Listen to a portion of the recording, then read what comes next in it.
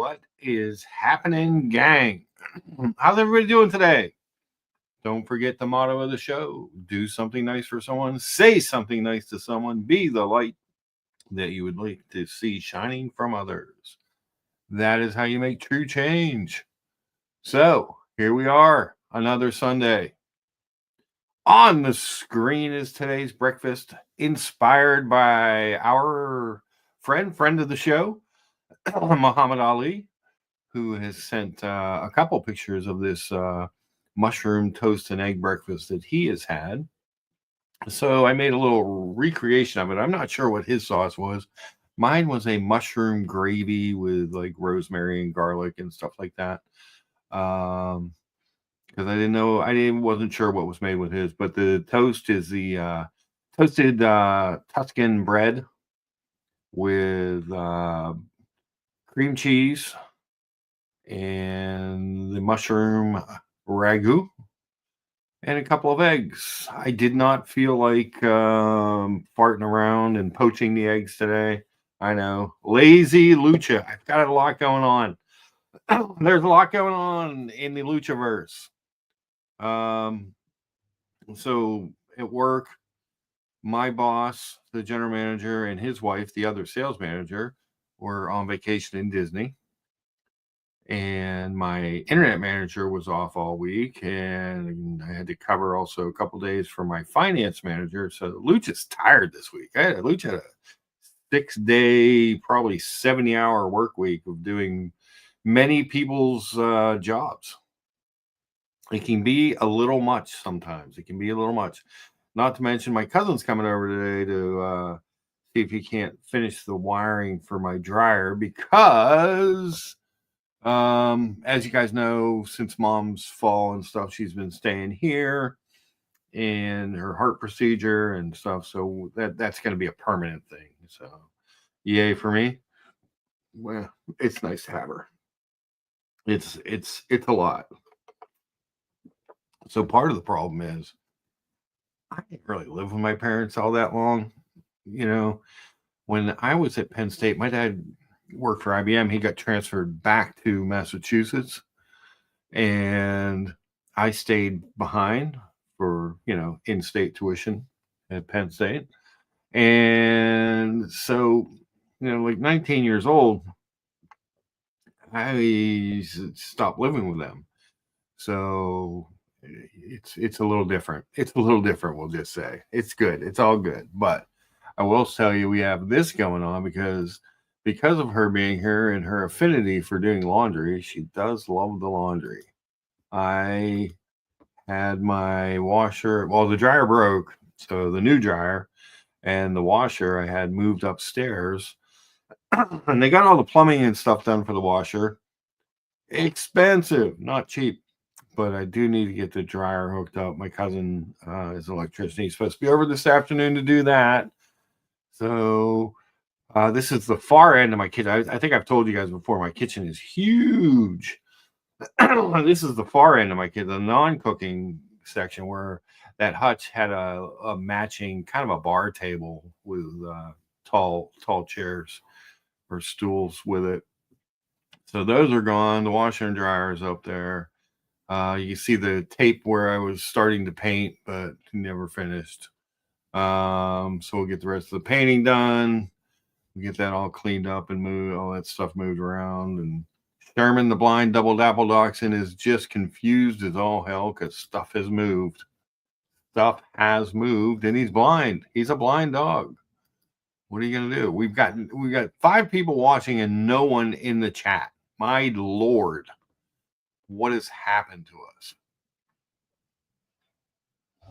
Which is cool. I got a bunch of shit to do. So if you guys don't want to show, type that in the chat.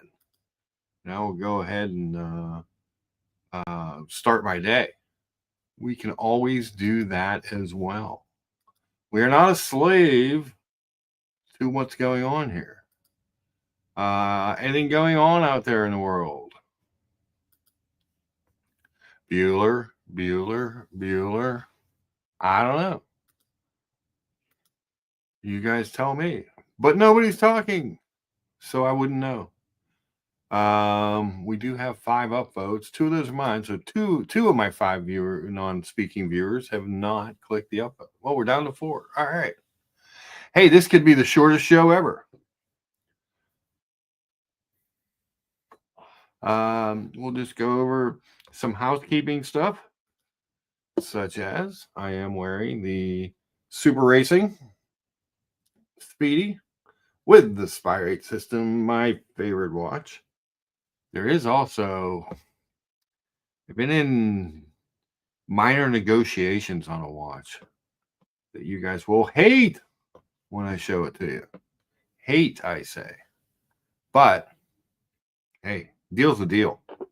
I don't need another watch, but a deal's a deal. So if I can find a deal on it, if I can get the deal, well, maybe next Sunday we'll have some sort of review or unboxing. Maybe that would make people want to engage in the chat, because right now no one does. I did get Instagrams from our friend of the show, good friend Muhammad Ali. He's having another amazing breakfast today, and not unlike the one that I made, the homage to the Muhammad Ali breakfast that I have on the screen here. So the sausage is this apple maple sausage that I get from the Market District, and some bacon. So mine is more of a, I Americanized my Muhammad Ali breakfast with some breakfast meats, we'll say. Hope that's okay with everyone. I did not poach the eggs, but I did make the toast. And then I actually went back and read his thing. There was spinach in his mushroom. So I totally did not do it. Maybe next week I'll have more time. I won't be working 70 hours, and I will find a way to do the mushroom ragu with some spinach in there. Take away the meat, just do the traditional plate. But he's always so good to send that to us, and we do appreciate it.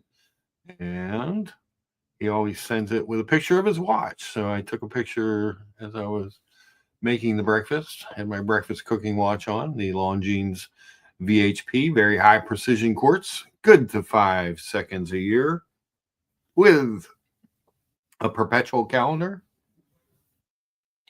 and a movement protection mode that protects the watch from magnetism and from shock, which is always good. We have Muhammad Ali. There's our friend Muhammad Ali. He says, thanks, Mark. The mushroom toast is always a great weekend brunch. They do it once a month. Yeah, it looks amazing. I'm going to have to perfect that a little bit. Maybe do a little bit different for next week. Because it's really, even just the way I made it, I'm sure it's not quite as good as what they made for you at the restaurant, but delicious. And mushrooms are delicious in general. Who doesn't love mushrooms? Who doesn't love eggs? Who doesn't love a little sausage and bacon? And some strawberry tomatoes on the vine. I seem to have those a lot, so I put them in the pictures and gobble them up. It's good stuff.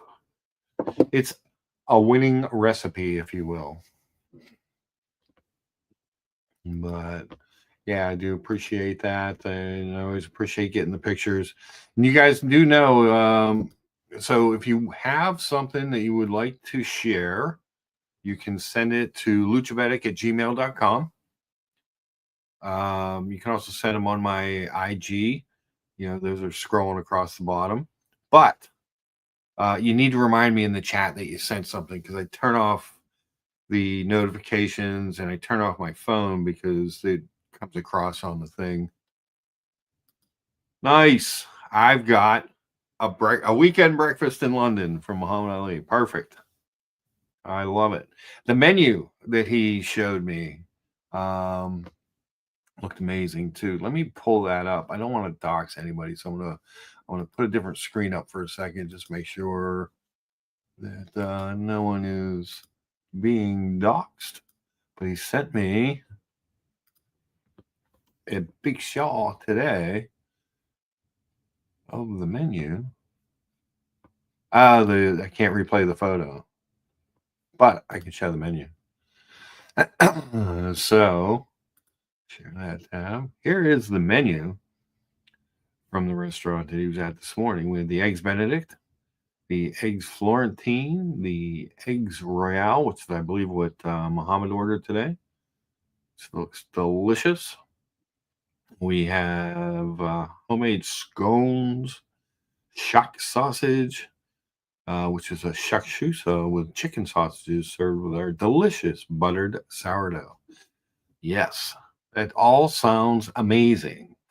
So the Royale, which he got, was hot buttered sourdough topped with smoked salmon, poached eggs, and a delicious homemade hollandaise sauce for $14.50 in English pounds. Actually not that bad by today's standards. And this is the ginger and white in London, I believe is what it says there. Yeah, best weekends are ginger and white. Perfect. That's awesome. We love a good breakfast. You know, we just do. Let's see what else was going on this week. I was working a ton, so we did. Had the boys yesterday clean up my demo real good. My Sahara 4XE. Get that ready to ship off to somebody for Christmas. And then I made a Florentine, a chicken Florentine. That was still pretty delicious. And then this was released.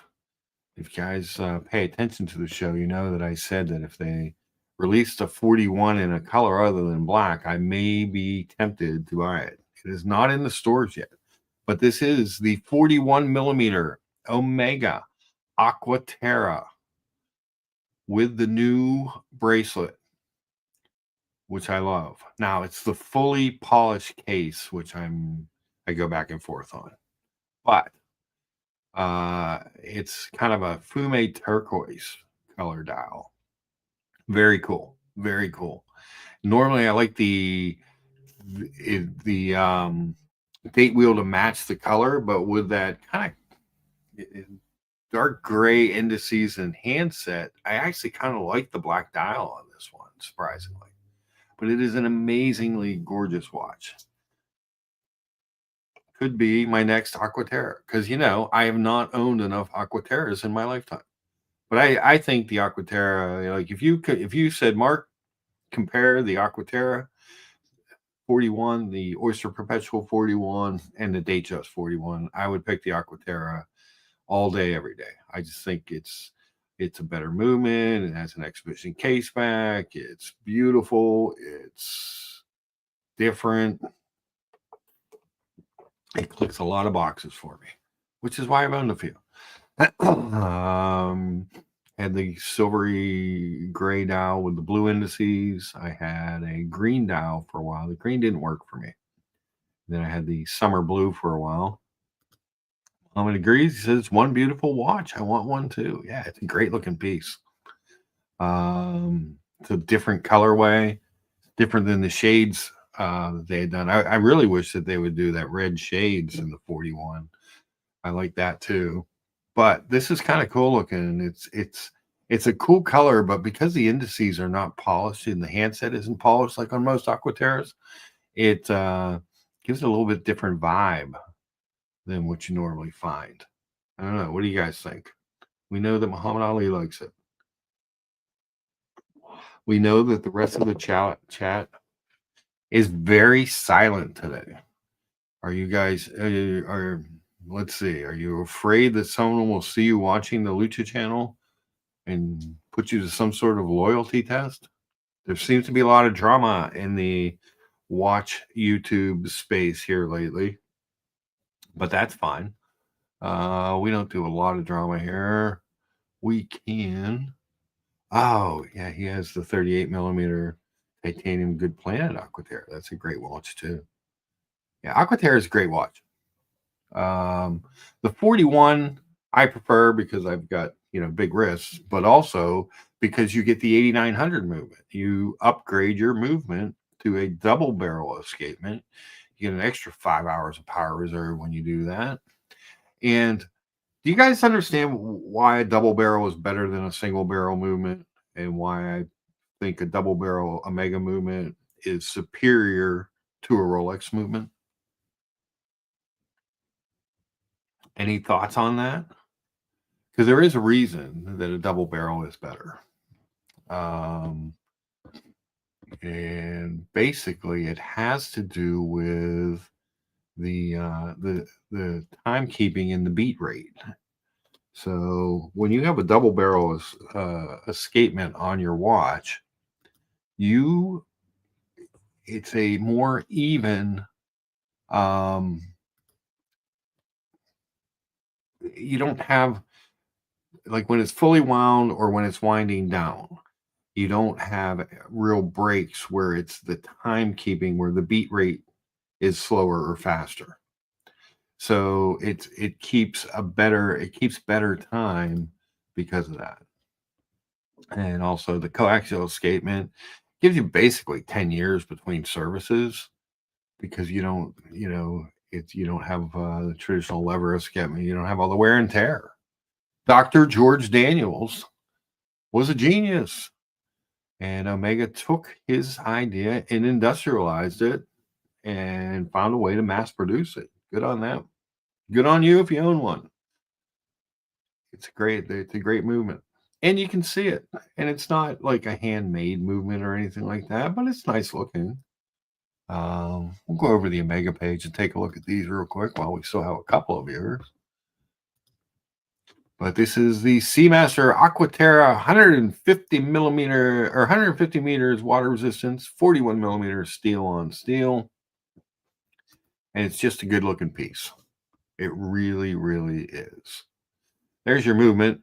That is your caliber 8900. It is an Omega Master Coaxial. It is a master chronometer, good to 0 to plus 5 seconds a day. Everyone I had ran right around 1 second a day. So, but it will not lose time. So you'll never be late. Unlike your superlative chronometer, which runs at -2 to +2. This lovely piece here, hold on. So this lovely piece here, this is a variation on the 8900. It's the 9920, and this has the spy rate system in it. So the spy rate system is an adjustability on the hairspring, on your silicone hairspring, that you can fine tune to 0.1 seconds a day. And this watch is rated at 0 to +2 seconds a day. Very accurate for a mechanical automatic. Very, very. But yeah, the movement. I like to see the movement. To me, it just makes it better. But it's also, when you look at this versus an OP or a Datejust, so you got 50 more meters of water resistance because it is the Aqua Terra. It is the sea and land watch. It's a great everyday watch. But look at that. Look at that dial. And with that kind of fume effect, I'm assuming that the dial is, these pictures that they released so far aren't the best. But I'm assuming that, like most Aqua Terras, the dial is raised a bit over the minute track, which is always a nice feature on those. And that turquoise is kind of badass looking color. I kind of like it with those dark indices and the dark handset. Just makes it different. But it is a very polished watch. It's fully polished. But it does have the new bracelet on it, which you guys know that I love. Let's go in. Let's check out some of the features and stuff. We'll go into the description. Suburb tribute to Omega's rich maritime heritage. Lacquered turquoise style is accentuated with black gradient effect and features faceted hands and hour markers with a gray PVD treatment and white superluminova. The Omega logo and date window are also gray PVD treated, matching the transferred wordings in gray and turquoise. It's really, really good looking piece. Very cool. Very cool watch. Features, obviously, it's anti magnetic. So, 11 years now that they came out with the greater than 15 Gauss Aqua Terra, which this is a little bit of a homage to that watch. So you could, I mean, the watch is essentially amagnetic. It is master chronometer certified, which over a COSC certification means that the watch not only is the movement tested, the fully cased up watch is tested as well. And so it needs to pass all of the tests. Oh, and it has the time zone function. So the anything when the second number is a 9 on an Omega. So when you go to the 8900 movement, not only are you getting the double barrel escapement, you're getting the quick adjust hour hand.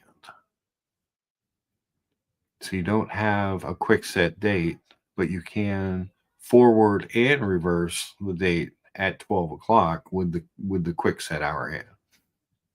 A feature that I love, that I think should be on all watches, because if you travel, you don't have to stop your second. You don't have to stop the timing of the watch at all. You're just changing the hour hand. The second hand still moves.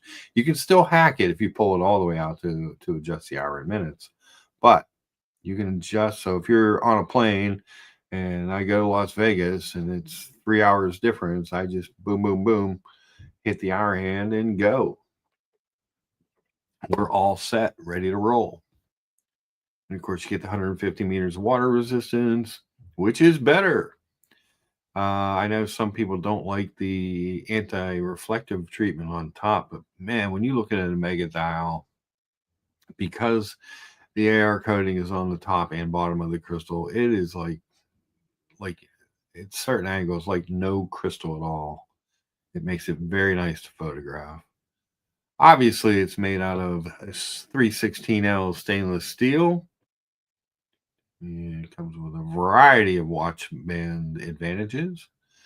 It is anti-magnetic, as we spoke about. Everyday items such as mobile phones, metal clasps on handbags, laptops, MRI, induction hubs, or automatic doors, subject a watch to magnetic fields that can affect its performance.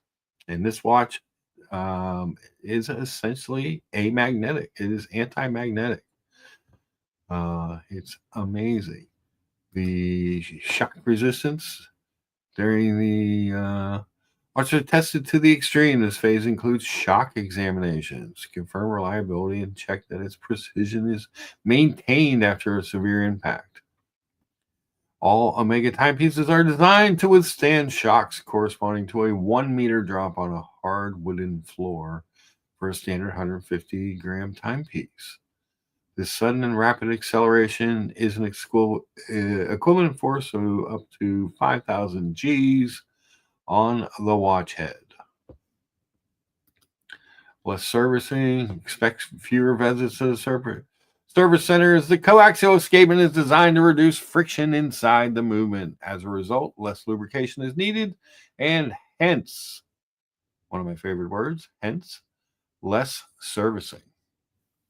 Compared to non-coaxial watches, the intervals between getting your watch serviced will be much longer.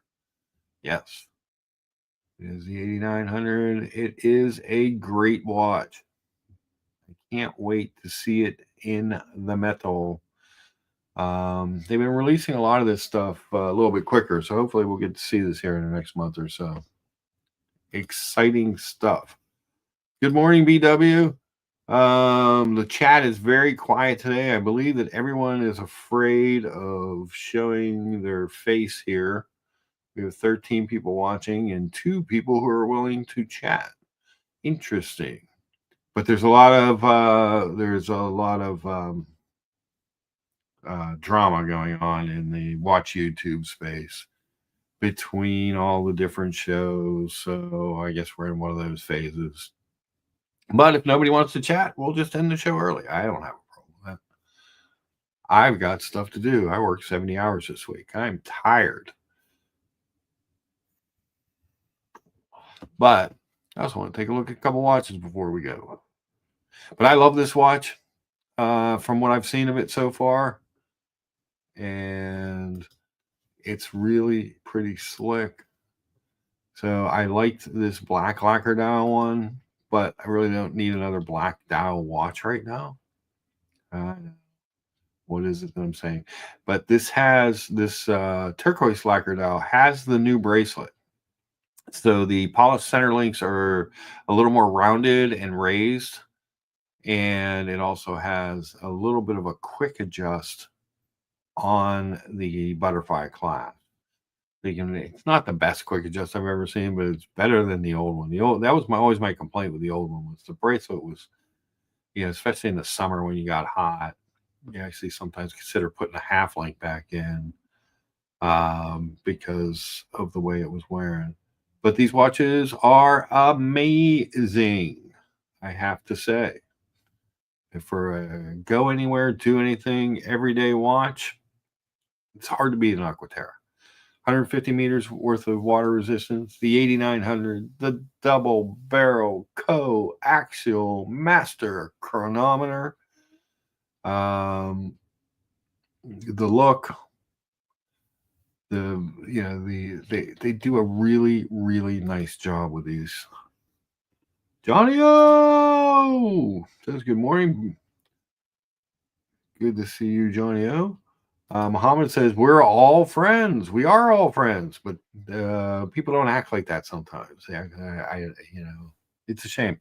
It's a shame because here's what I see happening, and you guys know. If anybody watches Curly's show, you know that I'll pop on there and super chat him and Mookie because I appreciate what they do. I appreciate them because it's entertainment, and that's always good. But so you have. I guess Archie's all bent out of shape again because people are stealing the leads, and that affects his income. That's what he does for a living, is YouTube. And I guess to a certain extent Tim, but I guess Archie's one making all the noise right now. Well, the problem for Archie in this scenario is I don't believe, Curly will tell you he doesn't do it for the money. He does it because he likes to do it. He enjoys doing the shows. Perfect. I think any money that they make on there, most of that he distributes a lot of it to other channels in the form of super chats between him, Mo, and Mookie. And previously I believe that a lot of that money went to Mookie because Mookie does a lot of the creative behind the scenes stuff, and he makes amazing clips and videos. It's entertainment. That's how I look at that. It's an entertaining show. But then now the watch colony is monetized, and you guys have to say, let me find this here real quick for you. You're gonna love this because I loved it. Because I like to be an independent kind of guy, I don't want to be beholden to anyone. And for forever, here we go. We'll share this real quick. I was a featured channel on the Colony Network, and they finally took me off the other day. I am free at last. Hey, look, now the featured channels are just Boston Collector, which he doesn't really stream that much. Diego, who does amazing charity streams, and has his charity all set up and everything now. And the Watch Hangout, JJ and the gang. I guess that alliance is going strong. And OC, the overlord of the watch community. If you are doing anything controversial, OC will appear. It's like saying Beetlejuice 3 times. He'll appear to steer everyone to the right point of view. So it's good that we have him to keep us rolling like that. But yeah, so that is exciting news for, at least I thought it was. I am no longer affiliated. I am truly independent, beholden to no one. But the problem for Archie, as I was starting to say before, you look at these channels. Diego doesn't do this for money. He does it for charity. The Watch Hangout. They collect some super chats and they do some different stuff. I'm not sure exactly what their model is. I'm not super familiar with it. Boston Collector, I don't think gets any kind of super chats. OC and the Watch community or the Watch Colony do this for charity. They aren't doing this to make a living. So when you are at odds with people who have jobs and income that don't depend on the YouTube, but you anger them enough, belittle them enough, yell at them enough that they start to, like the Watch Colony just started taking super chats. Well, you're going to get hurt because you're depending on this for your income. So you need to find a happy medium. I thought a few months ago that we were all kind of getting along and able to go wherever we wanted and, things were happy. I guess it's not as happy anymore. But I think it stopped being happy because I noticed a little bit of a change in on the Curly Show, which is where I get most of my Tim and Archie news. Because to sit through Tim Wright's show, people keep saying, "Oh, he's very entertaining," and I'm like, "Is he? Is he really?" I don't think he is. I don't find he used to be kind of entertaining, but I don't see it anymore. When I see the clips and stuff, it just reminds me kind of the same old ho hum, same shtick, hasn't changed, whatever, you know. So yeah, I don't see him as very entertaining. I don't see. I tried to incorporate myself a little bit more into the Archieverse, kind of right before his son passed and afterwards. But it's a very harsh world. Everybody wants to take sides. Everybody wants, I'm like, nah, I don't want to take sides. I just want to do my little show with 17 viewers that nobody's chatting. Let's see if we're at least upvoting to see if we're going to continue. We have 12 upvotes. That means 7 of you haven't upvoted because 2 of those upvotes are me and Jeepa Pittsburgh. So yeah, we have no chat. We have no hardly any upvotes. We'll go on here for a little bit, and then if not, we will move on with our lives. We'll go check out some All Watch news. We'll just bore the crap out of you if we're not going to do anything. What did you guys think of this Pilot Speedmaster? I was not a fan. I'm not a big believer that this is a very good watch. Or very good looking watch. And it's small. It's built on the 57 platform, I believe, which is a 40 millimeter watch. And it wears a little bit smaller than that. What movement did I didn't even look to see what movement they put in it. It is a closed case back. One of my least favorite things. One of my favorite things with the mag is you get to see the stuff. So it is a 9900 automatic. So it will have the jump hour function. It just will not have the spy rate that the 9920 has. There goes my sunglasses. Comes with a steel bracelet and an additional gray NATO style strap. $9,500 for that watch. They did up the water resistance for a Speedmaster to 100 meters on that one, though, so that is good. It's probably part of the closed case back thing. It is aviation inspired. I don't think it's very good looking. If I wanted a cockpity looking watch, I'd buy a Bell and Ross for the love of God. Good morning, Logan Hall's Grill Streams. Always good to see you. Also, always good to see our good friend George Voorhees. Hey, good morning, Mark, Good morning, sir. from the far left coast. Yes. Anthony says it's crazy. There's so much drama. I know, isn't it crazy? And like I said, I Yeah. love to watch Curly Show because I just find him entertaining. You Oh, it's the best show. It's the you know, best. I You, don't go there to pick sides. I go there because it's hilarious. he's He, hilarious. Mookie's videos are yeah, awesome. right. you know, um, for those of you who don't know, like one of the all-time classic little clip videos of someone is the OC skating video, which is a Mookie, Oh, yes. and it's Yeah. just so good. It Oh, yeah. stands the test of time, George. Exactly. There's so many good clips on that Yeah, show. And plus, you have to keep in mind, I'm pretty sure Curly prepares for his show because it's an 8 hour yeah. show. George, it's funny you say that because last night I was watching it a little bit. I was really tired. I had a really long week, so I Right? wasn't even in the chat or anything. I just had it on my Apple TV in my room and just literally fell asleep really early in the program.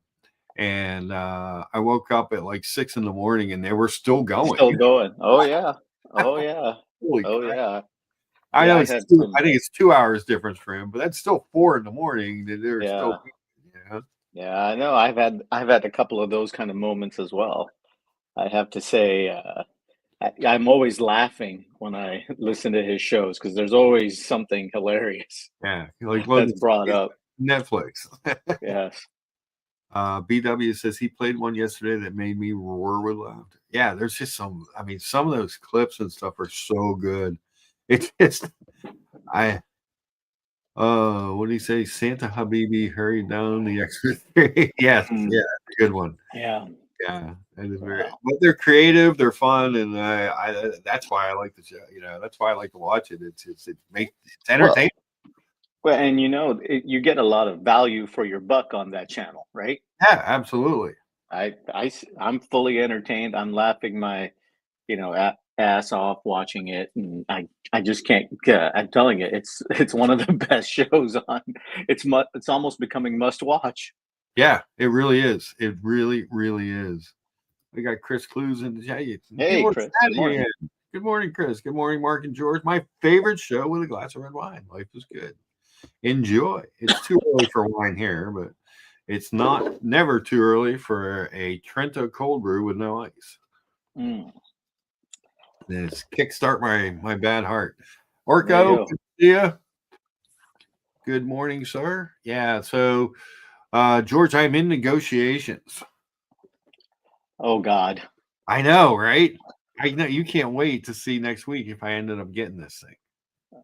what are you planning to get? I can't Or tell you. what? Oh, you can't say. Okay. Yeah, I can't say that would kill the surprise. Oh Lord, if it's another IWC, it's going to be. I'm going to unsubscribe and start writing nasty things online about you.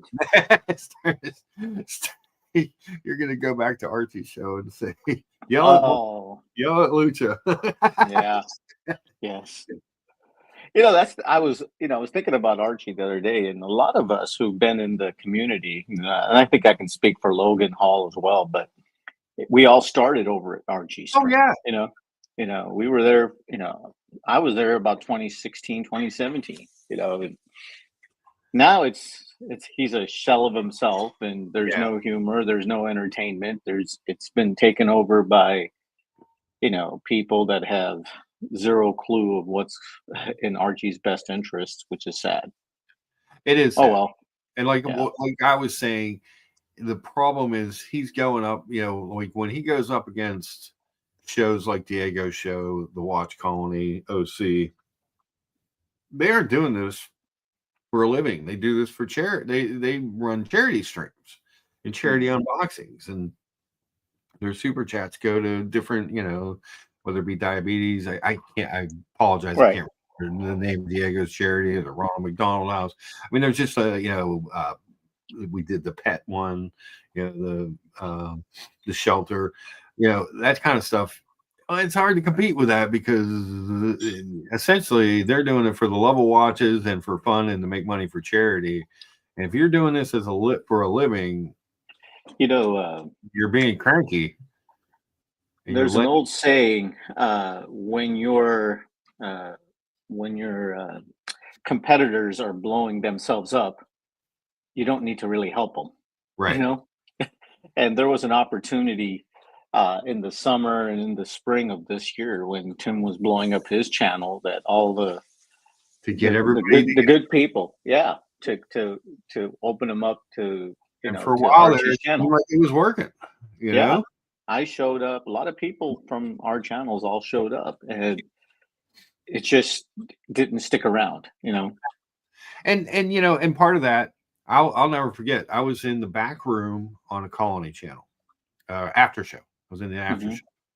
And OC said, "Hey, why don't it was me, Buckley, and Diego. He said, why don't you guys go over to Archie's stream and say hi? We're trying, because we're trying to make the everybody get along.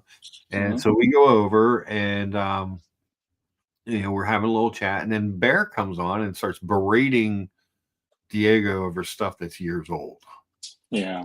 And it just killed the mood. It killed everything. You know what I mean? It was like, well, we're trying to get to this point where everyone can get along, but it seems like a lot of the people that are really in Archie's ear don't want to get along with everybody. They believe in There's uh, always the separate. one thing I've learned over the years. There's always a side story to everyone's Yeah, relationships, right? So it's like, okay, you want to say something negative about me? That's fine. I'm a big boy. I can handle it. right, It doesn't upset me. But unfortunately, some of this beratement goes deeper and more personal than I can comprehend because I'm not involved in it and I don't understand the whole right. stories behind it. I've been called a lot of things in my life, some really horrible, and it's life, right? It's Yeah, it's life, right?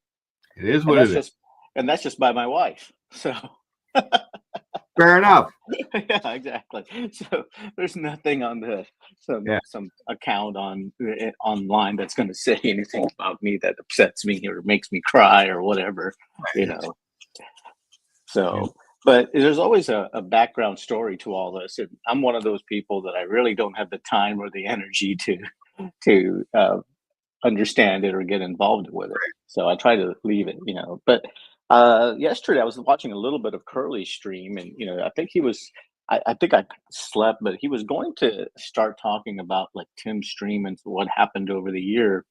Yeah. I thought, and I had a little bit of reflection about that because uh, you know all of us, who are here in the chat, all of us met through Tim's stream, and which we're all Right. grateful for. There's no doubt, Yeah. and you think about what has happened over the year, and a simple like apology or something would have sufficed, right? Right. Well, George, you You were know, the first person to reach out to me and say, "Hey, am I? If I don't go on Tim's stream anymore, I'm still allowed to come over to yours." I'm like, "Of course." yeah, You were and you're the but first. my only issue with Tim is the fact that he started mixing a lot of political stuff Right. into a watch channel, which I didn't think had the place to, you know, to Yeah. to discuss and air your political beliefs. It's okay if you're a liberal. I don't really care. I have friends who are liberal. I have, good friends who are very liberal, but But it doesn't. I have good friends that are liberal too. But like most of my liberal friends and most of the liberal talking heads you see on TV and such in YouTube, the problem is he went after Paul Thorpe for being political, not really for Right. being political, but for taking a right wing stance. Yeah. And you're free to have your views, and if you want to bring them up, I really don't have that big of a problem if you bring them up every once in a while, as long as we understand that essentially what we're there for is the watch talk, because Right. and the fun in the chat. Yeah. Um, You but when it and becomes and dominant like that, well, and I think, the other thing is you have to have perspective, right? yes, There's things I agree with my friends who are liberal on, and there's my friends who are liberal, there's things that they agree with me on, right? I'm very And clear. And you have to have life experiences. You have to have a broad understanding. And he was talking out of his ass about a lot of this stuff that Yeah. he had no idea what he was saying. And as such, people get alienated. And I'm like, okay, why do I need to support someone who believes in these policies and yet is begging for money? Yeah. Simply put, right? Absolutely. I agree. 100%. And You the don't, good thing with Archie, I will say this, is you know where you stand with him. He doesn't care. He just wants the super chats. That's fine. I can accept that. yeah. That's his livelihood. That's how he makes his money. He's There's no pretense about no, there's it. no pretense. And for that I appreciate it. I don't Right. care about, he's not going to get involved in political bullshit because he doesn't care about all that. He just Right. wants he just wants red super chats. Right. Show me the money. Exactly. No, I get it. But But I do yes, have to admit one thing. Curly is perhaps the best watch personality going on right now, to be honest with you. oh, Him and Mookie together, they're that great. show is really good. They're And really great. and I do support that channel. And I enjoy it because I get so much laughter and so much fun out of that channel. It's unbelievable. And I will say this: one of the reasons I like the show is the entertainment value, and that was one of the things that before a year ago that was good about Tim Stream is that there was some entertainment value. Oh yeah. You know? Oh yeah. And in all honesty, the Sunday shows that Tim puts on with Sean and Yeah, Kleiner and a few other people, it's pretty damn good. You yeah, know, it's pretty damn good. It's just when he goes off topic, off yeah. the rails, it just kind of moves into crazy land, right? Yep. But It does. everybody has a right to run their streams the way they want to run it at the end of the day, right? So, Right. and like I Well, said, with JJ's stream is much more straight, watch talk and more serious stuff and a little right. bit of drama, and I appreciate that as well. Hmm. And I think JJ's a really nice guy. I Yeah. really do. Seems like a good group over there. Very good group of people. Every time I've tuned in, I've always thought that's a good group of watch collectors there. It is more serious and more, uh, welcoming to other people. So. Right. Unlike this stream, which is just hot garbage, George. well, well, that's just because you keep putting up your damn IWC up there. Well, that's a notice up there now. Yeah. So, anyways, that was my only spiel about 2024, and it's what it is. It's an interesting year. Yeah, absolutely. 2024, very interesting year. Very odd in some ways, but it is what it is. Yep. So, what do we got on the show today? What is this one? That is, I went into all watch news. That's a Hmm. brand called Notice. It's a micro brand out of Los Angeles that I get emails from them all the time. And, Notice? No no, thanks. Notice. George says no thanks, but they do interesting cheap micro brand watches. Mm. Again, I would much rather see someone wearing a Notice than an Apple Watch. Uh, Mm. if somebody wants to spend under $1,000, it's actually not a bad watch. And they've got a few that are How decent. much is it? I'm scrolling down here to see what this one is. I'm imagining this one's somewhere around $1,000 because this is a GMT. Man, it's a long article. Somebody's spruiking it. $825. Yeah. Yeah, it's on Fratello. Yeah. But yeah, it is what it Oh is. well. Yeah, I was listening to like some of the streams over the weekend about the whole controversy about the Purnell watches. Did you hear about that? Yeah, I saw what's his name did a video. Roman Sharf? I guess No? he did a response to Yeah. why can't I think of his name? Federico. Federico. Yeah. Right. Yeah, he did a response to Federico. But he's right. I mean, they do that. They've done that. They did that with the what was it? The Laureata, the Gerard Perry. Yeah. I remember The big yeah, deal. yeah, yeah, And yeah. I think it's a shame because I like the Lariano as a watch. You know, Oh, it's a aesthetic. nice watch. It's a Yeah, good looking watch. It's a real good looking watch. yeah. I think Yeah, aesthetically, it's a real good looking piece, and they do yeah. some interesting things with it. But yeah, that was some of the controversy this week. And again, I worked a ton this week, so I didn't get a ton. I would jump on every once in a while if I saw somebody was on a stream and I had a minute and Mhm. just play around in the comments. But yeah, it was interesting to see that. Interesting to see that he was actually wearing the watch and telling I what I yeah, bought it. I don't think I think from what I understand, I think the watch that Federico had wasn't the same watch that Wasn't the Spruik watch?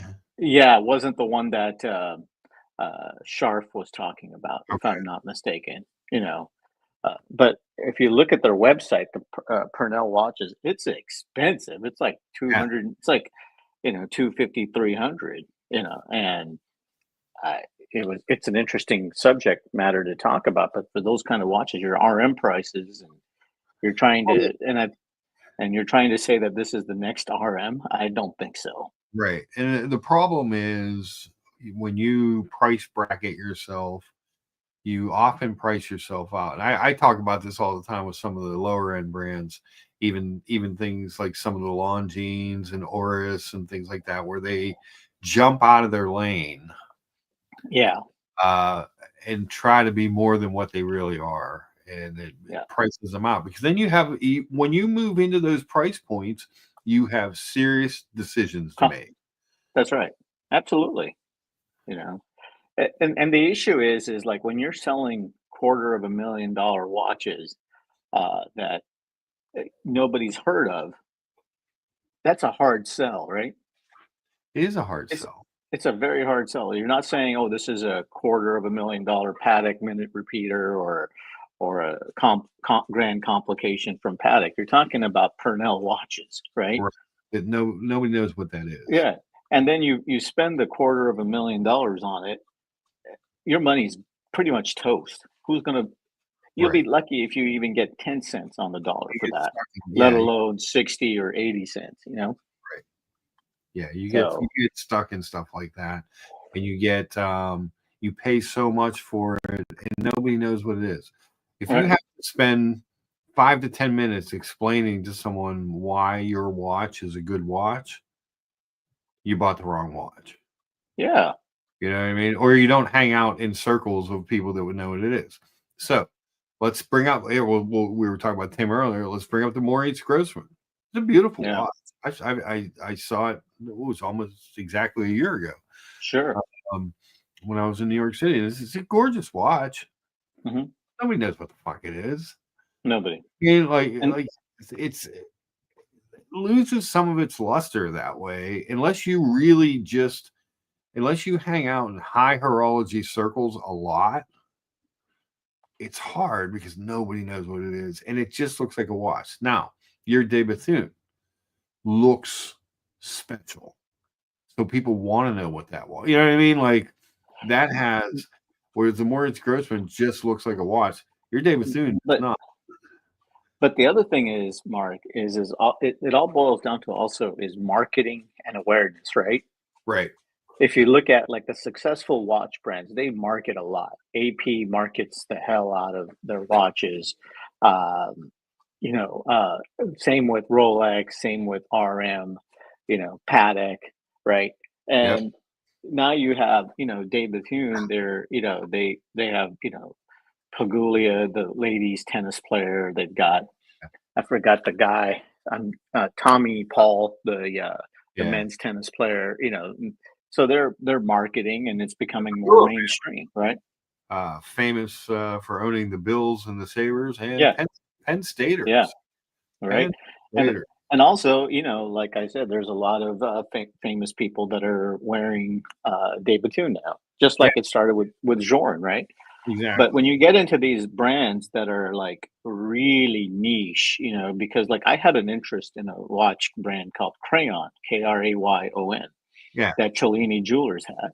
But Yeah, you're we looked at looking those at, before with you on the stream. yeah, and like I really love the idea, the concept of it, everything about it. But the problem is it's at 150 to 175K to start. Yeah. And I'm thinking to myself, okay, what if I don't like this watch after a couple of years? What am I going to do with What do this? you right? You know, What are my options? what are my options to move into something else? There Yeah. really isn't an option. And You're a lot stuck of with it. the option is just lose a lot of money. That's right. That's right. That's And why then I'm a big go ahead. Omega. Because I'm an Omega fanboy. Everybody knows that. I love them. I think they make for mass produced luxury watches. I just think they do an amazing job. So And but people know what it is. So exactly. And there's a market for it. There's a yeah, market for it, if right? You I'm can out, my friends say, "Hey, what watch you wearing today?" Because they know I'm a watch guy, and I show them an Omega. At least they know what an Omega is. that's Yeah, right. And the thing is like you can go anywhere in the United States and you can go to any jewelry shop and say, "Hey, I want to sell my Omega," right?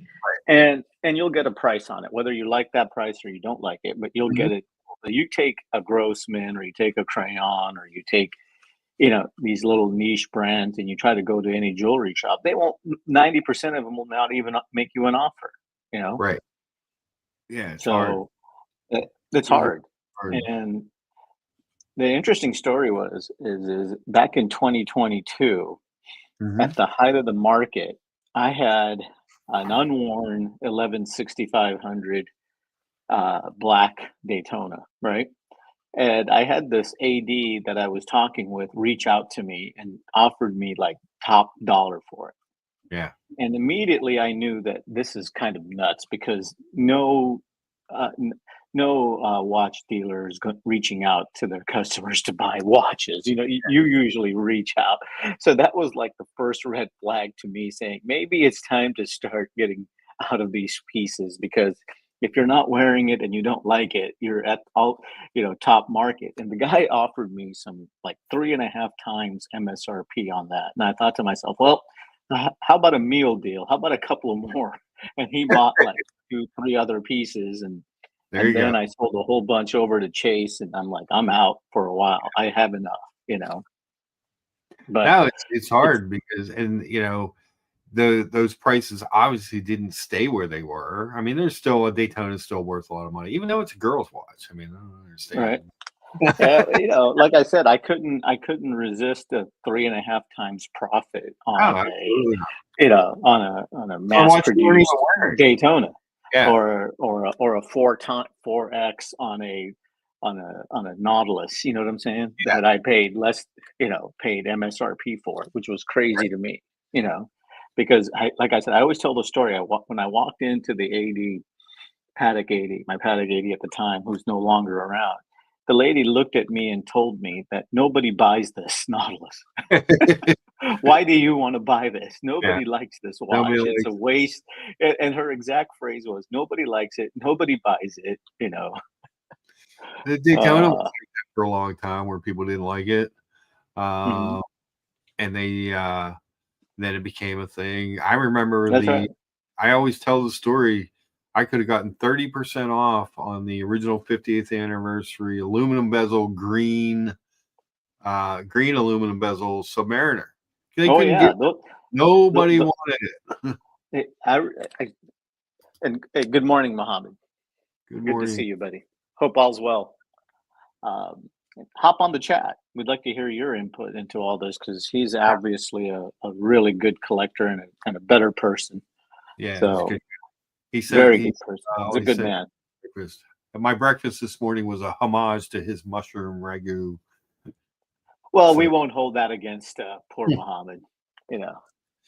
but yeah, they do those watches. It's funny how some of those watches that nobody really looked at or wanted the Daytonas, Oh and yeah. the Daytona got hot in what I want to say it was 2018, 19 when it Yes. started to get Actually, I think it was like 2015 when they All right. had, I think it was 2015 when they had the 116500, if I'm not mistaken. You know, uh, but here's the thing: uh, the when I was in 2005 or six, I can't remember I think it was six. When my sister got married, I thought I'd celebrate and just go to my Rolex AD and get me a Rolex, right? Right. And I bought a Pepsi GMT, and at the time, it was like $5,375 at that time, right? Yeah. And he gave me a 30% discount, and it was total 38 something out the door. And in his case, he had everything, Yeah. all the Daytonas you wanted, all the rare stuff, you know, uh, and he couldn't he was offering 40% off of, day dates, you know? Mm-hmm. They couldn't give it away. Yeah, they were hard to move. Yeah, Um, and it was difficult to I mean, it wasn't difficult to get anything, you know. right, Like you said right, that the GMT, it's funny you say the GMT because that was another one. Those GMTs just sat there. They would have, right. given anything. Muhammad says, I wish my AD would tell me nobody buys sports Patek. Now they tell me it's a journey to get anything. Yeah, I know, it's amazing. It's truly amazing. So, hey, good morning, Greetings. Tom. Good morning, Tom Voss from the Great White North. It's good to see you, sir. Muhammad says he's heading Oh, out. He'll great. join us on a future stream. Absolutely. Anytime. Always love to listen to Mohammed. Yeah. Always love it. And you guys know I'm not the biggest Pepsi fan, but I don't hate it or I don't Yeah. just for me the colorway doesn't always work. Eh, But him getting that Pepsi, like those are things oh, that yeah, I love when people get. I don't care if I like it or not. right, That's not important. It's important if you like it. Like right. IWC, I like it. It should be. You should feel happy for me, George. Let's don't get crazy now.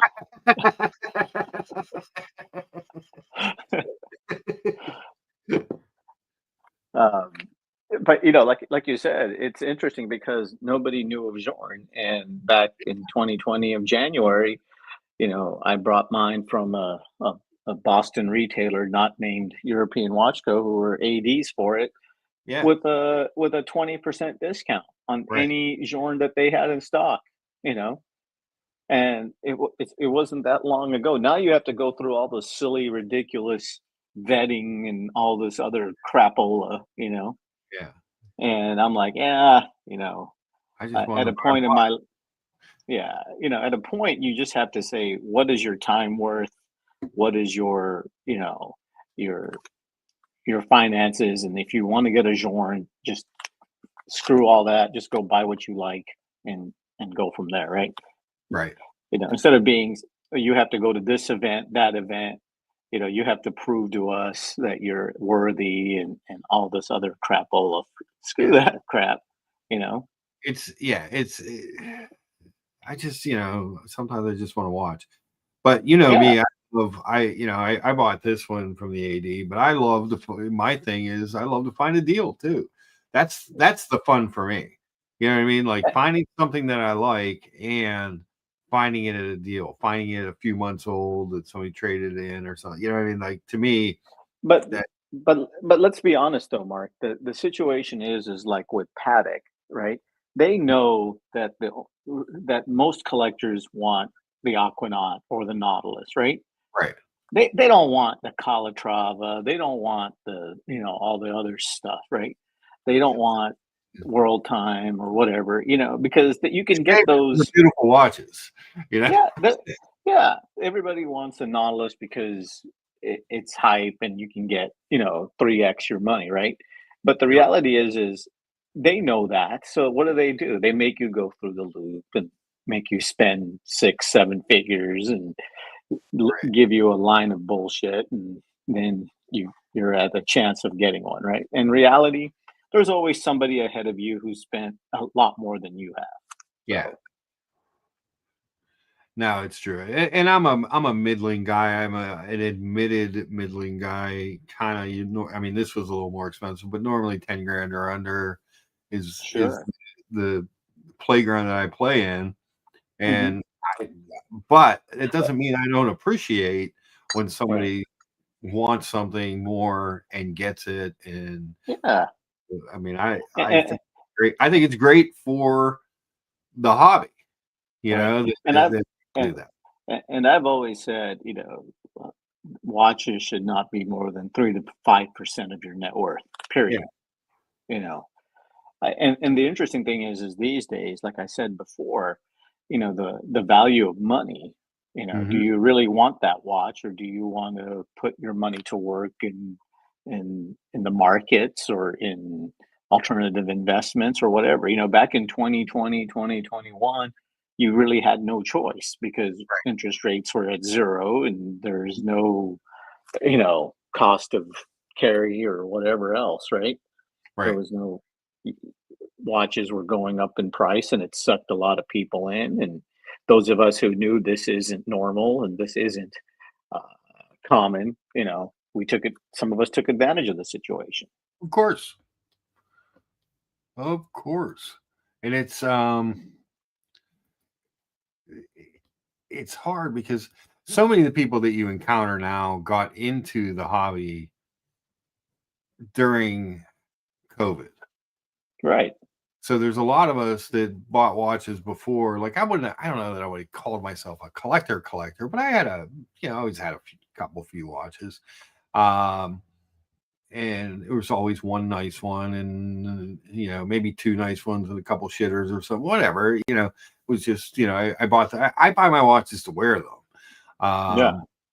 And it's surprising when like the people are like, oh, wow, it's got to be this, it's got to be that. It's all the hype and it's all the, it's like, wow, is that really true?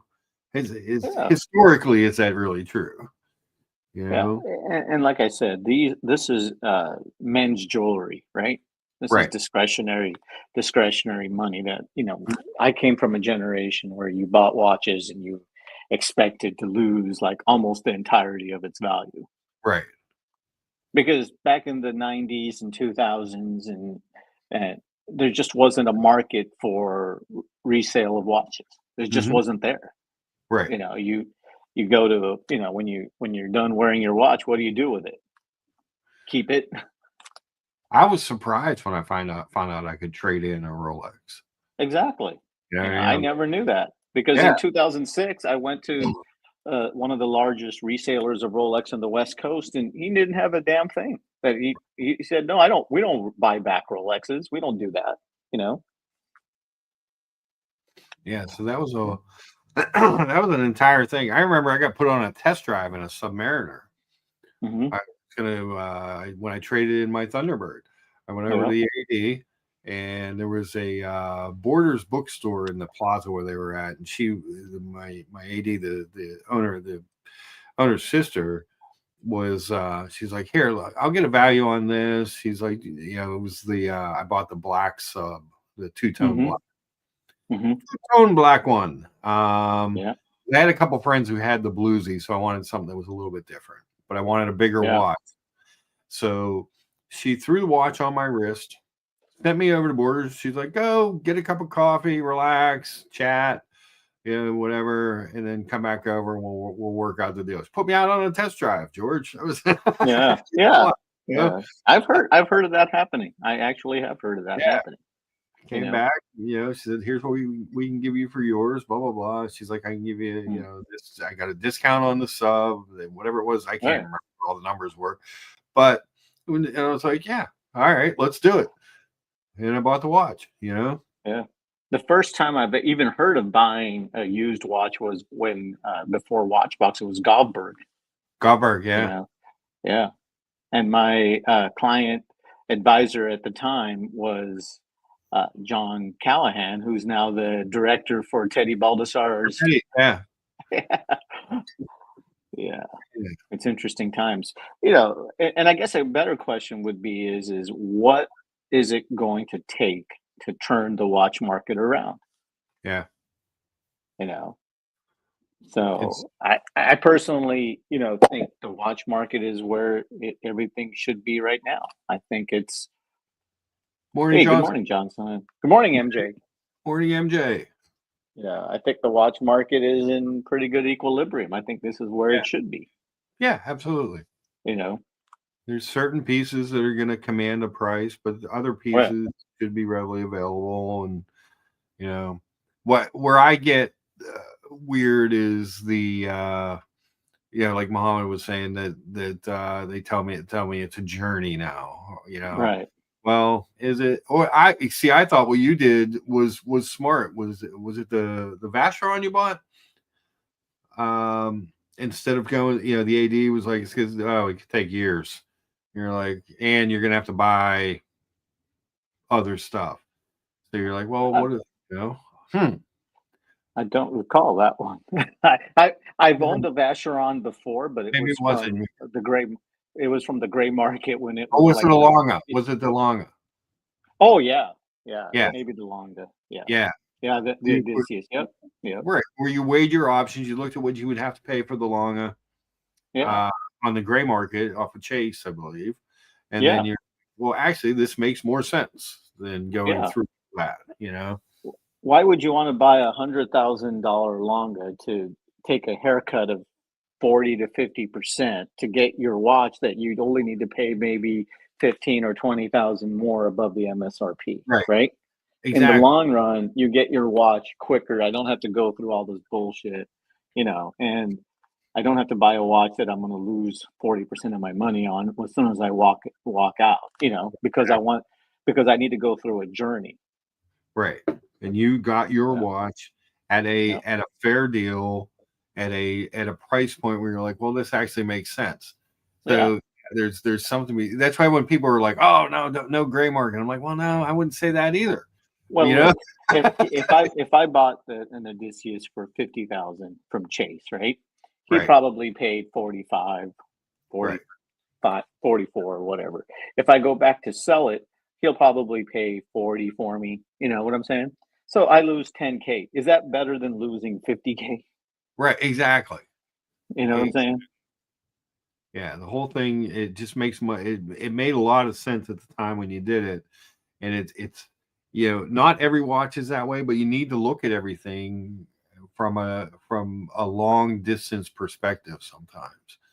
Right. So what is your true cost of that timepiece? If you have to buy other stuff and yeah, like what did the watch really cost you?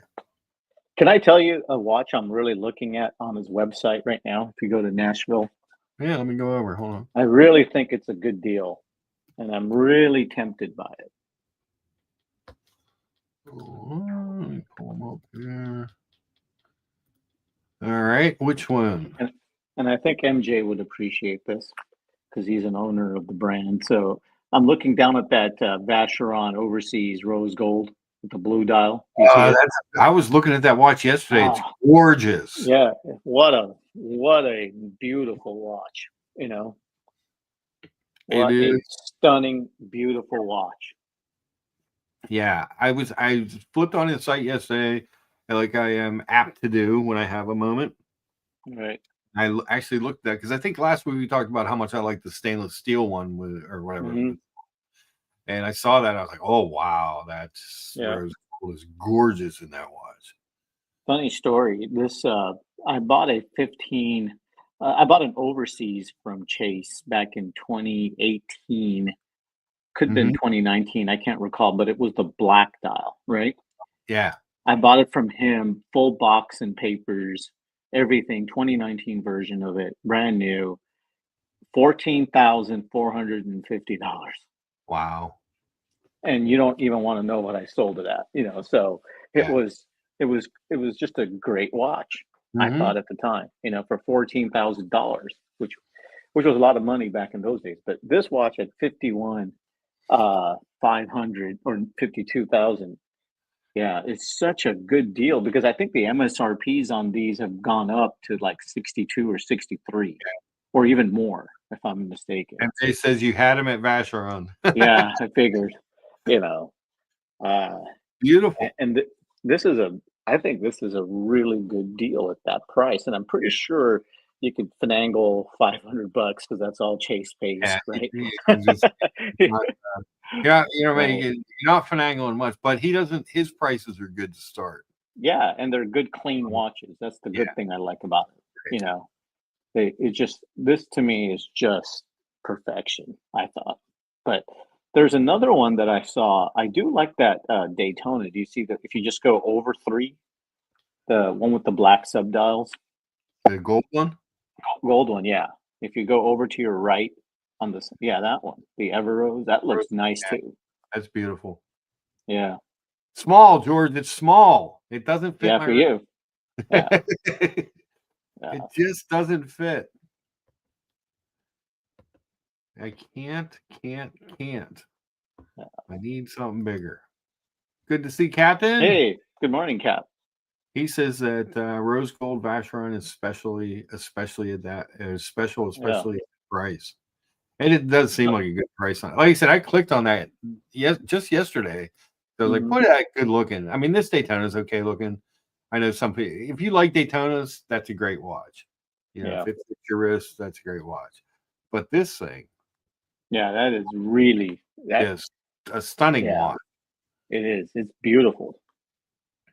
And Um, I think for that money, I don't know how you can go wrong with that, but I mean, I just think that's just such a good value for the mm, buck, you know, big bang for the buck on that watch. the Let's see. 2001, No, is it 2021, right? Not 2001, right? Yeah. yeah, 2021. Yeah, yeah. But can we just see what else he has on the Yeah, website real quick just to kind of fool around and see. absolutely. I love his You know. website. Like I said, he's always got good prices. So Yeah. Is that the Brian watch there, the GMT with the green dial? Is that yeah, the Brian's? Sprite. Yeah, Yeah. that's the left-hand drive. No, no, the other one with the yellow gold. Do you Which one? see that? Is that that's Oh, the yeah. yeah? Or am I seeing things? I Okay, don't think yeah, he has this one anymore. yeah. He doesn't have it anymore. I like Yeah, this one as well. yeah. I That's had the I had the I had the multiple versions of this similar watch. I had the Smurf. I owned that for a while, and then I had the new Blueberry, the white gold. yeah. Uh, but What this are your one is thoughts on actually really white gold watches? I always, to me, it always seems like people think it's steel. yeah. The funny story was, Mark, is like I said, I've owned multiples.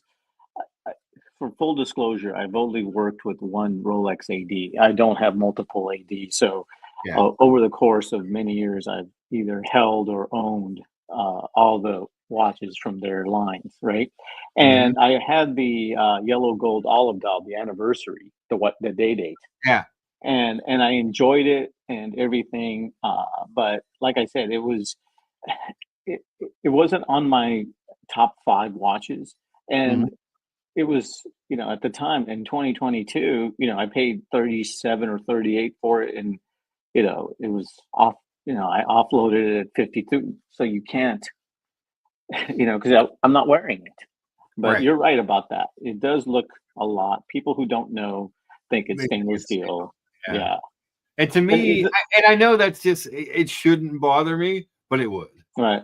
But You know what I mean? and the same thing goes for platinums too. Yeah. You know, same thing Um, goes for platinum day dates. this is, I mean, these things are just really expensive, but I think this is a beautiful watch. I do too. Like, I saw this one too.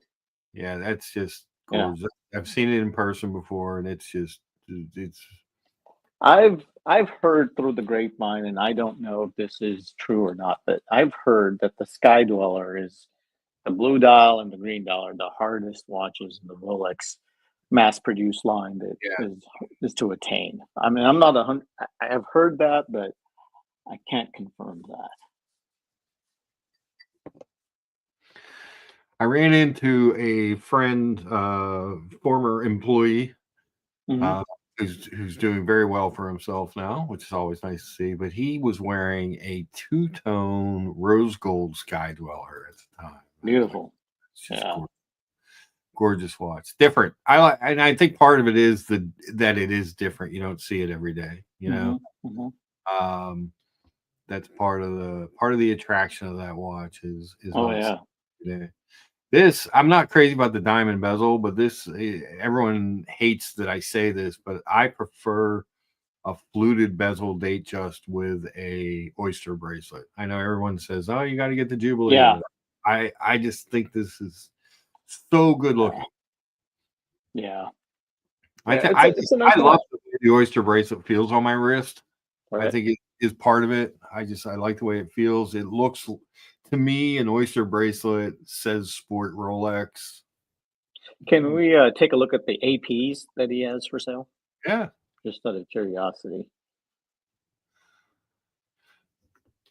Well, I'm not really into these, but he does have Hmm.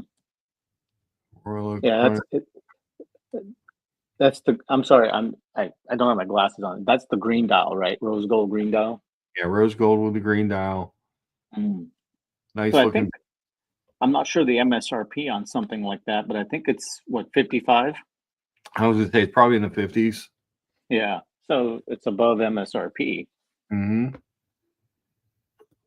Then you get to you got the white chronograph. Mm. So interesting story about this one. I had a 26331 ST with the black subdials, the Panda version. Yeah. I bought from Chase, and at that time, you're not going to believe it, but it was uh, like 2019, 2020. I think it was like 26,000 some odd dollars. Well, this watch is dated September 2020, and it's going for Yeah, 40,500. yeah. Let's just say when I sold mine, it was quite a bit more than Yeah, quite a bit more, quite a bit more. and quite a bit more. And then there's the blue dial three-hander, very classic. Oh yeah, yep. And these are nice looking watches. It's the bracelet for me that makes this watch. Hmm. For me, it's it's it's all about the bracelet on it. The watch is okay in my, what I mean, it's not bad. I It's not great, If I but had a chance to get a 15202 in the rose gold version or the Mhm. yellow gold or whatever they had it, that's the one that I would be looking for.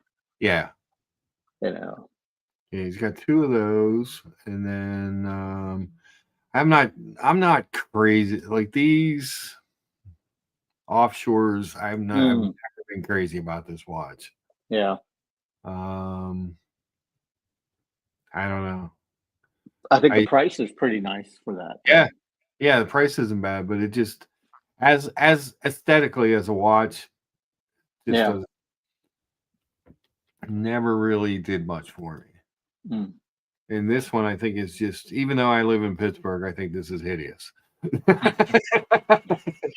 yeah. It's interesting because I think AP back in the days was such a niche brand Yeah, before all the hype, and it wasn't like anybody ever talked about AP, right?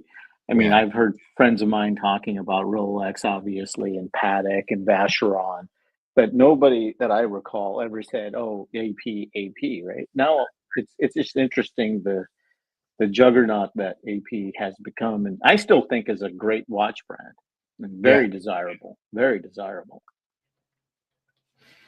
And then, of course, your Yeah, Vacheron yeah, and your Rolex.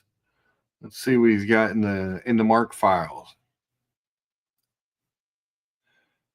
Hair King. That Vanta Black Moser is cool. yeah. He usually has some good Mosers Yeah, that he gets for that's cheap prices. For cheap prices, you know. it's just so interestingly black. Right, Yeah, right. that doesn't seem like a bad price for that one. No, Um, you got some IWCs, George. that's why he puts it at the bottom. At the bottom. Actually, he puts the Megas and the Tudors at the bottom, the Mark watches. Yeah. Yeah, He's got a Snoopy. He's got a white dial, yeah. Speedy. Some good For good speedies prices. actually. Yeah, they're actually really good prices for what they are. Hmm. Um, he's got some Skylines, skeleton, and a ceramic. Mm. Yeah, so yeah, he has a little bit of variety for all price points, which is what a Yeah, good gray market dealer should have, right? You don't he's need got to have a whole. a new blue Tudor Mhm. chronograph. So I had the blue Skyline, the stainless. This is kind of cool looking in the ceramic. Yeah, this looks pretty nice, actually. Yeah, How much is he asking? 9. 92.50. Oh, The ceramic well, one's a lot more expensive than the what stainless. you know this company real well. What do you think the MSRP is on that? I want to say it's probably around 13, 13? Yeah, I 14. was gonna say 13, 14. Yeah. Yeah, I think in that range. Mm.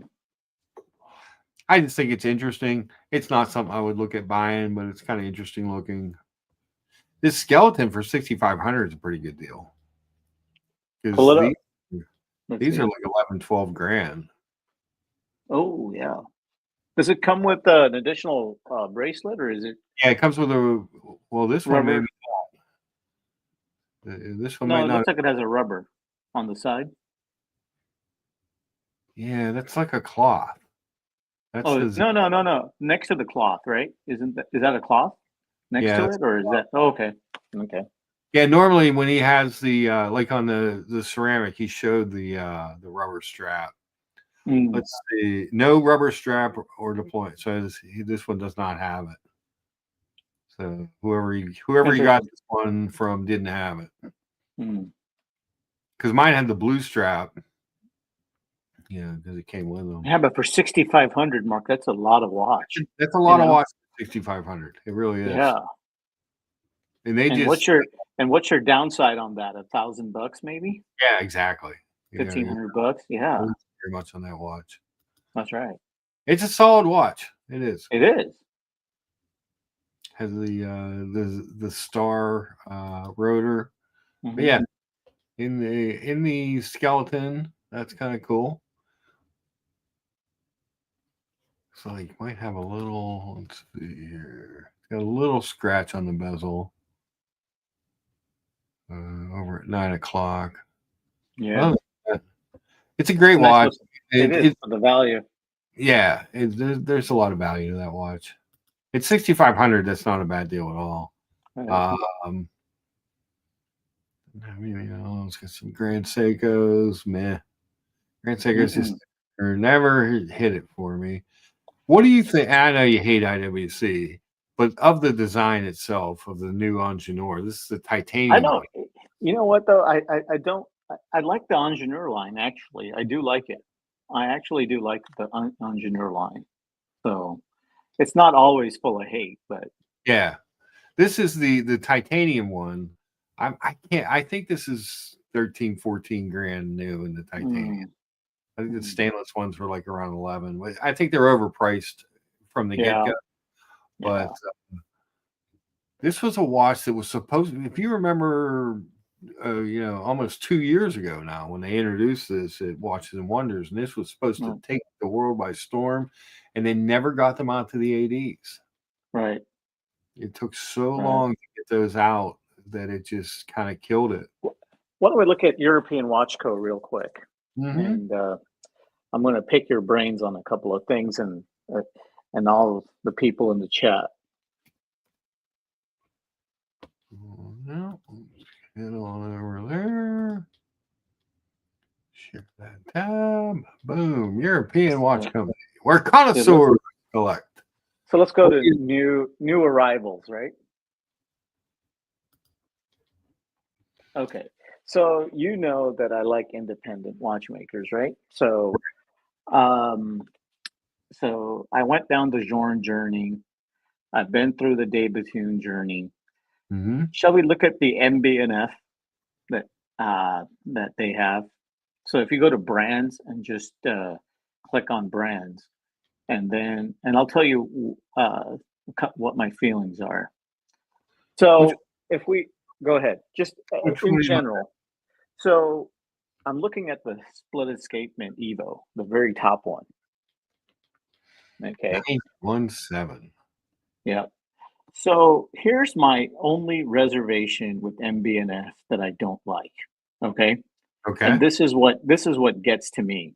And I'll give you my reasoning behind this and why I'm kind of gun shy about buying into this brand. And if anybody's in the comments who will want to discuss this, let me know and I'll be happy to discuss this with you. So look at this watch. Okay. If Hmm. you look at this watch, you can tell this is advanced engineering. It has all the, as Kevin O'Leary would say, the accoutrement that you would associate with Yes. MBNF, correct? Correct. So this watch is roughly about 110, $112,000, right? And they're selling it for 97. Fair Ni- enough. Fair 91. enough. Yeah. Whatever. Fair enough. Okay, now let's get off of that and let's go look at the other MBNF here. Okay, The legacy machine. go down and then take take a look at the Mad Edition. Oh yeah. Click that. Any of those. And what are they asking for this? 4,500 bucks? 49.50 for this one. I think 45 for the other one. See, this is where I have a hard time buying Yeah. an MBNF because the issue that I have with this company, and I don't know why they have to do this, because I always associate this with like the C class Mercedes, right? Okay. And the reason why I'm saying that is because my parents who were immigrants to this country, one of their things in life that they valued was a Mercedes Benz, right? Right. And they always thought of the Mercedes as the ultimate I made it in life kind of a car. And it was always like the E class, right? And then Mercedes started to make cars for the mass public, the C class, right? And I think it took a downturn of Mercedes at that point, right? And I've always said this about this Mad Editions. I just think it takes MBNF and it makes them not as serious as they should be taken. Okay. And that's the reason why I have a hard time. And I was offered multiple MBNFs. I just have a hard time putting money into an independent that's making a $4,500 watch. Now Yeah. people will say, "Hey George, what about the Jorn Elegante?" Well, there's something special about that watch from Yeah. Jorn, right? There's it's the ability to lay that watch down, raise it up, shake it, and it goes right to the time, right? Mm. And they're not mass producing it and they're not giving it on a lottery basis to anyone and everyone, right? So that's the issue I have with MBNF, and that's why I think I will never be an MBNF owner. Okay. That's just my opinion. And I just think when you're diluting the brand like this, why Hmm. would somebody, if you want to get into MBNF and you wanted to own an MBNF, why do you want to spend $100,000 in the gray market or 200,000? I understand there's two different types of watches, but in general, why would you want to do that? No, that makes sense. I understand what you're saying. Now, I've heard them uh, say that it's a way to get people. can we stop for a second? Stop for a second before you go. Go down a little bit more. I'm sorry. Go up. Go up. Let's look at the Vacheron 222 real quick. Go up some more. No, no, not Know that that's one? the vintage one, not the vintage one, but the newer one. If you keep going up, I saw it there. Keep going up. Wait a minute. Okay, keep going. It took Keep me to going. the top when I went back. Oh, There here. you go. There you go. Now let's look at that watch, right? So what are we looking at on that? 70,000 something. Yeah, it was 70. Hold on. 75.9 Okay. Compare that to the overseas with the rose gold blue at for 51. 50. Yeah. Yeah. Oh, I Personally, agree. I would go with the overseas blue. I like the overseas better than the 222. The Yeah, 222 is more of a nostalgia piece, I think. right. Now, if Um, they made this in a stainless steel or a titanium or something like that, it's probably a hot seller. mm, Yeah, it's okay. Hmm. But I prefer the overseas. What did I want to look at? There was something I wanted to go look at. I can't remember what it was, George. RM. We can always look at RM. I don't know. Do they have uh, any? Do we? I don't. Does he have RM? they should, right? Maybe they don't have any more. You want to see? It doesn't look like he does. Oh wow, I clicked on the link. It took me over to here, and I don't see it in interesting. brands. Yeah, Roger Dubuis, Piaget, Roger Dubuis, Tudor. Now there's another one I was kind of looking at on European watch codes, the Gronefeld. So now Gronefeld does a cheap watch. They do They a do? yeah, they do. They came out with like a $2,800 watch. Really? I haven't heard of that. Yeah, Hmm. But the Principia, uh, the lower one with the blue dial, um, 35.9. it's a yeah, it's 2024, and I think the MSRP on that is about 30,000. Yeah, I think it's a pretty good deal, I thought, for yeah. that Their watch. movements are great. I love Yep. the look of them. Yeah, let me look that one up for you because I Yeah, know. let's see that. I didn't hear about that. Let's look that up. Because if that's the case, then Gronefeld's going to be out too. Yeah,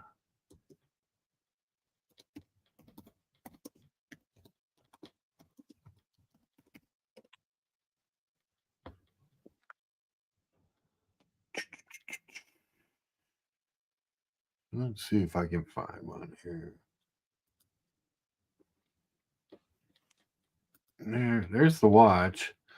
Here's an article on Hodinkee from November, introducing a new affordable brand from the Gronefeld brothers and the debut of the Grona Manual One. Mm. And how much is what is it exactly? Stainless steel Euro, or what is it? yeah, euros. It's 21.50. Okay, forget it. Yeah, No, I refuse. I mean, here's the thing, and this is I remembered seeing it. So when you were talking about the Mad One, I'm like, yeah, when you said Gronefeld, I'm like, I yeah, think they did the exact same thing yeah. in a way. So Uh, another company that's reaching out, which they don't have to do. right.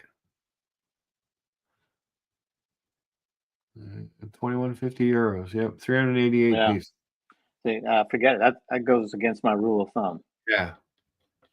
You know. So thanks for clarifying that with me. I remember I didn't really spend any time on it, but I do remember seeing an article about it, and thinking, oh, they're it's kind of like because at the time I thought that's kind of like the Mad One, Yeah, yeah, what's he doing? But yeah. let's So I think, like I said, it's just one of those things that I just think brands who are doing that are reaching for the lowest fruit on the tree. You know what I'm saying? And hmm if you're like a high-end manufacturer that you claim to be avant-garde, all this, and you're charging $180,000 for watches, and then you have something on the market for 3,000 or $2,000, what is that saying? right. You can't be. I think a lot of these companies want to be all to all people, and you shouldn't be all to all people. You know? Now, there's something to being special, especially when you're Right. a niche independent watchmaker. Yeah. You're not Omega, so you don't need to have an entry level watch.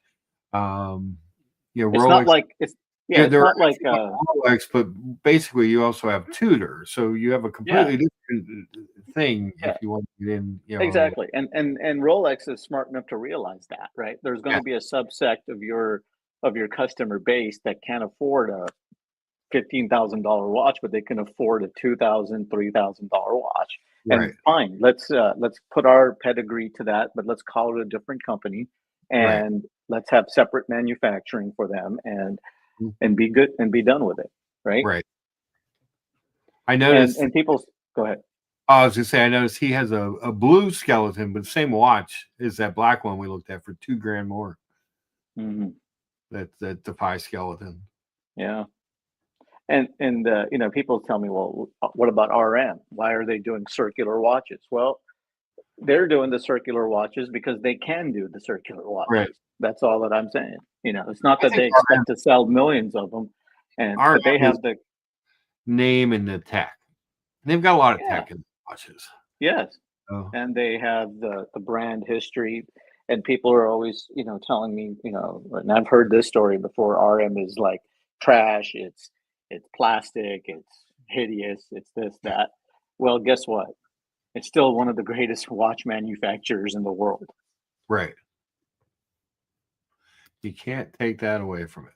No, you never take that away from them. And you've got, Nadal, Bubba Watson, Mm, Johan Blake, all, Pharrell Williams.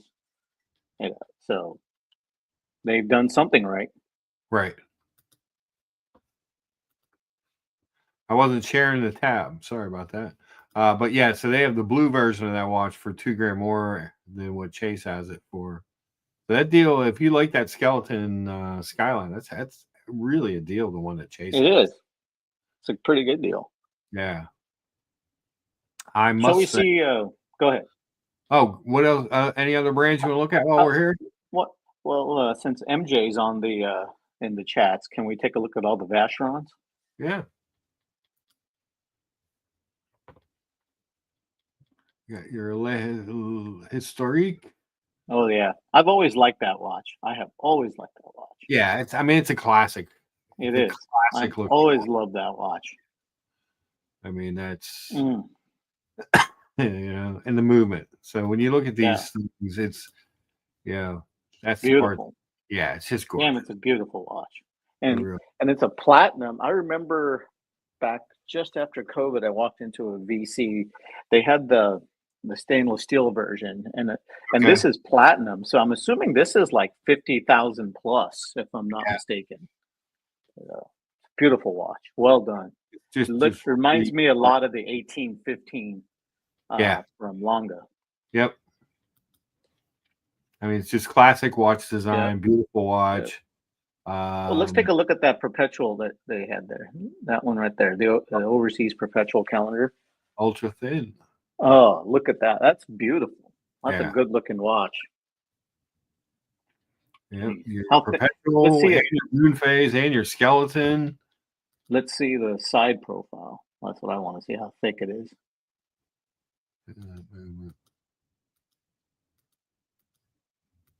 Oh, they didn't show it, huh? Yeah, it's not going to give it to us. Just That's funny. And that's it's about ultra thin. yeah. You would think with the ultra thin, and they would. Yeah, You yeah, can see that it's thin. yeah. The mid case is very thin. Good So looking watch.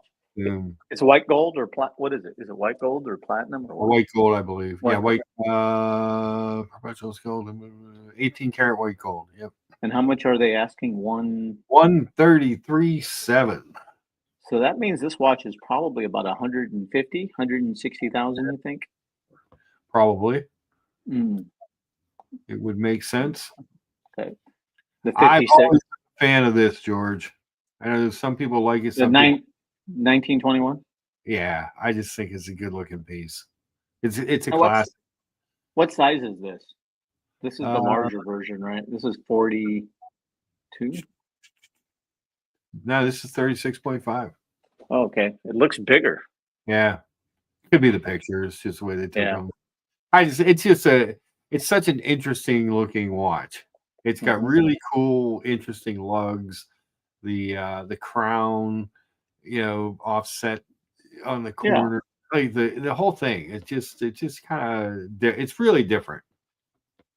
Yeah. Definitely. Interesting. Traditional, Yep. Constantin, overseas dual time. I'm never as crazy about the dual time. I like the three hander in there. Yeah. Yeah, Me too. Me too. like the simplicity of it. Constantin patrimony, not bad looking. Mhm. Overseas moon phase retrograde $44.9. Mm. Again, the blue. I think part of it is. Well, I prefer 3-hand watches in general anyway, but part of it is that the blue is so beautiful on this watch. Yeah. I want more of it. I want as much of it as I can get. I think Vacheron does a really good job with the blue color for some reason. It's It just the looks best. so much better than anything Paddock does Any, in any, blue. Or I think it's the yeah, best blue yeah, in the business. agreed. How much But is yeah, the Tourbillon? 85.4. Oh, that's not bad. That's Yeah, really not that bad. What that's a year is it? that is a 21. Jeez. Mm.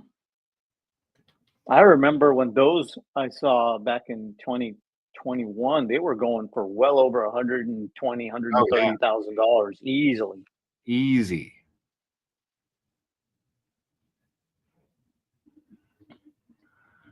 Okay, so let's look at that last traditional.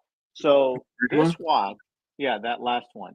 So if memory serves me correct, there was an episode in which Teddy Baldessar and Kevin O'Leary, this was like before COVID in January, they went watch shopping. Okay. And if I'm not mistaken, Kevin O'Leary showed this watch on his wrist when they were at the VC boutique.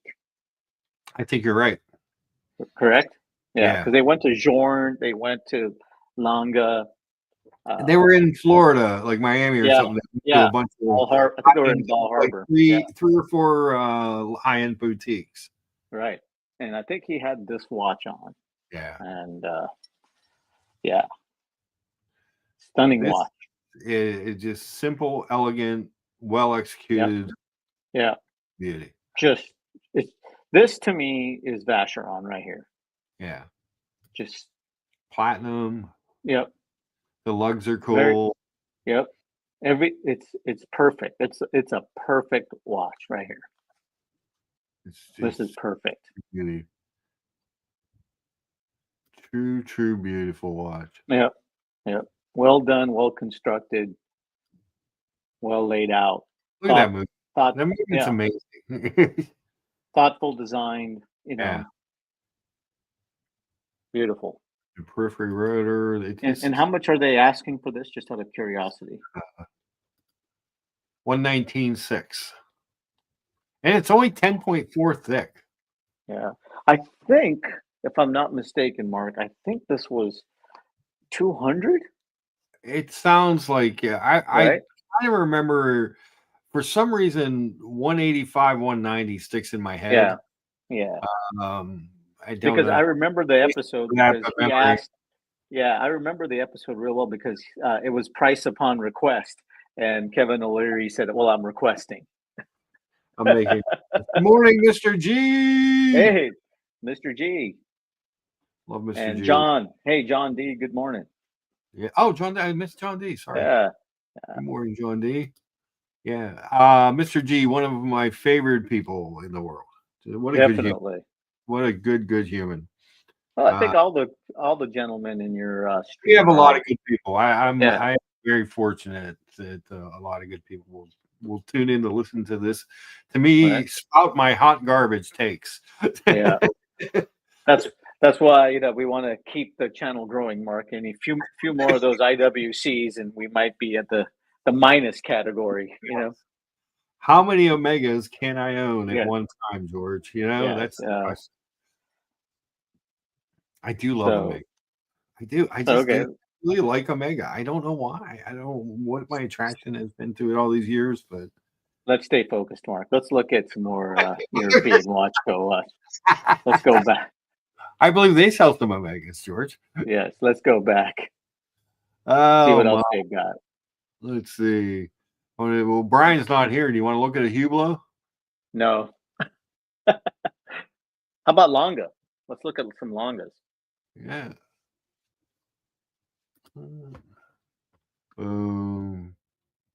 These are beautiful watches. Let's look at the datograph, the platinum datograph. It's just beautiful it's so watch. good, dude. It's so I'm telling beautiful. you. And how much are they at? What year is this? And it's platinum, correct? And I think they're asking 75. 75.9 is the 2020, Oh, and it's just a gorgeous piece. so It's just basically, I think these new data graphs that are platinum are $127,000, if I'm not mistaken. They had huge price increases. right. So you're saving about like $50,000 Yeah. on On just a perhaps stunning watch. On on maybe the most stunning watch made. exactly, and probably the greatest watch that has ever been made. Let's just say that. Um, Unbelievable. yeah, it's absolutely beautiful. The Saxony even is beautiful. That moon phase in 18 And karat. that data graph looked like it's never even been worn from the looks on the strap. Yeah, it looks like a good watch. I always So let's loved look at that tourbillon. Let's look at that tourbillon. Let's go up there. Let's look at Eurion. that tourbillon. Yeah. And then let's look at this is a data graph pour le Marie. Oof, 329 grand. Oh, MSRP 460. yeah. Damn. Damn. So if EWC bought this and they're selling it for 329, that means they probably paid about 250, you think?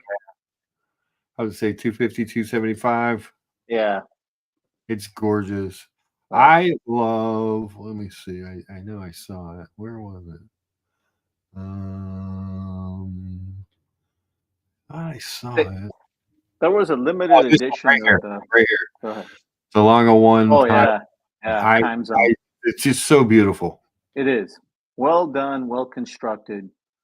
I was Just in uh I was in Dresden uh over the summer right. Yeah. and I went into the flagship Longa store, and what an education I received Oh, about Longa. Pre Berlin Wall and yeah. post Berlin Wall. Okay. Different. Learned a lot about Gunter Blumlein, the whole lineage of the family. Yeah. And just an unbelievable history of how they do the watchmaking in Glashütte, and it it.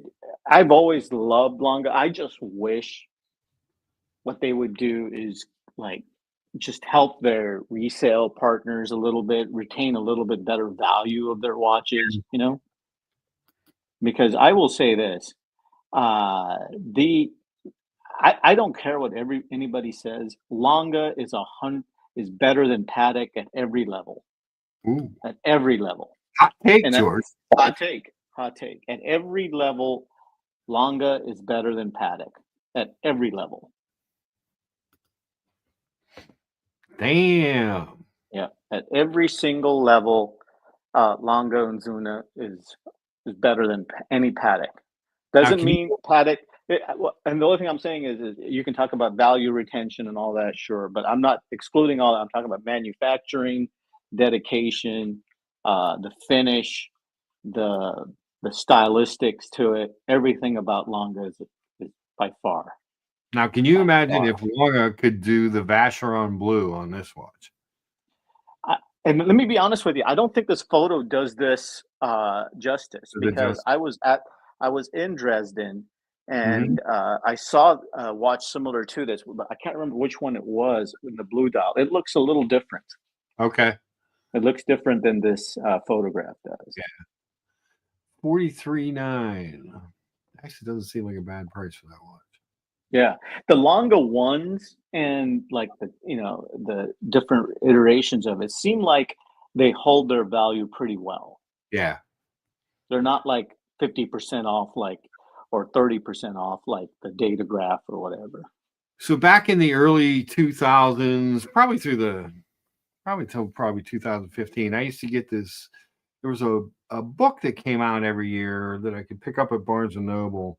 That was Mhm. like all the watches. Like they had just pages of what everybody offered, and the big thing was what was on the cover. And I remember when the Longa one was on the cover, and I was just like, I saw it. I was like, holy crap! It was the first Yeah. time I ever remember seeing one, and was just blown away by the pic. Just a picture on the cover of a black Longa 1.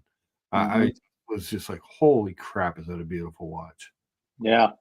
I'm on the hunt for a particular Longa, and it is the I'm looking for actually one that has the vintage bracelet. Okay. Which Either Longa? Oh gosh, I'm trying to do there's like a data graph up down um that was like it was like a piece unique, but it's the bracelet. There's like certain older Vacherons. I can't remember their names right now, but I'm drawing a blank. But they had these bracelets on them. There was some that was in white gold, some were stainless steel, uh, things like that. Okay. And I think, it's made. Was it? God, I'm drawing a blank. Wellendorf. Uh, God, I think that's the name. Wellendorf, Longa Wellendorf. Yeah, yeah, it's like the Longa one or the it was on a Wellendorf bracelet, I think. I'm so sorry, I'm drawing a Oh, blank. no, it's fine.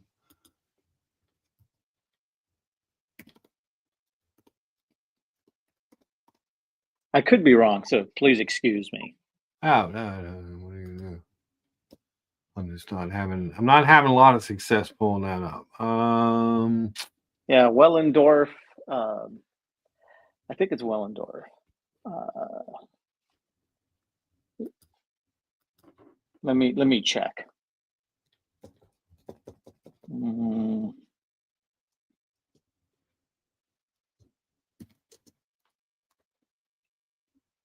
did you find it at all?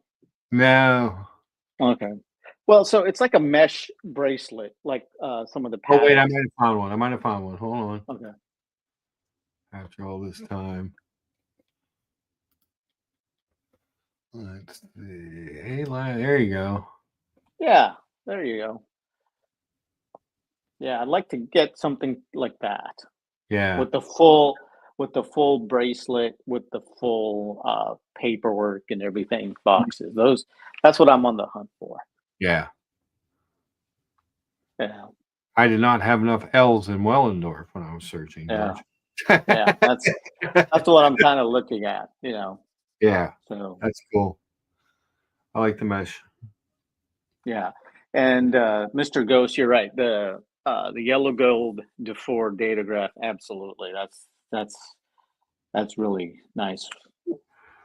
Yeah, he says that Longer craftsmanship is way better than Patek, except for watches over around 400 to 500K. Then Patek is number one. Mm, Um, and he says you should look yeah, for the best datograph, the yellow gold Dufour datograph. yeah, yeah. Let me tell you, I do it like I said. The long. Let's go if we can go back to European Watch Co. Right. That Yeah, I think like I am so tempted on that datograph for 72 for a 75 for a platinum. 75.9. And This. yeah, that is a platinum Mm-hmm. datograph, full box and papers. It looks like the leather strap hasn't even been touched. Yeah, You know, it's good.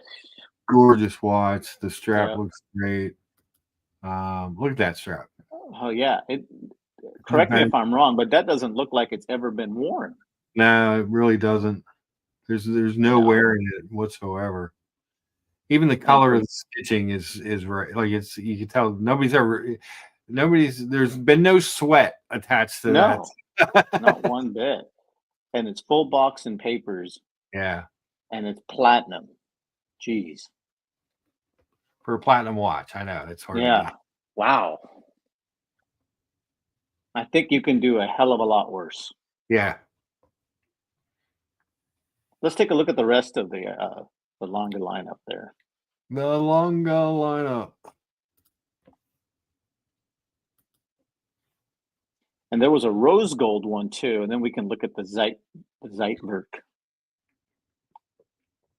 I thought I saw a rose gold version somewhere. The Longa The one. data, the datograph.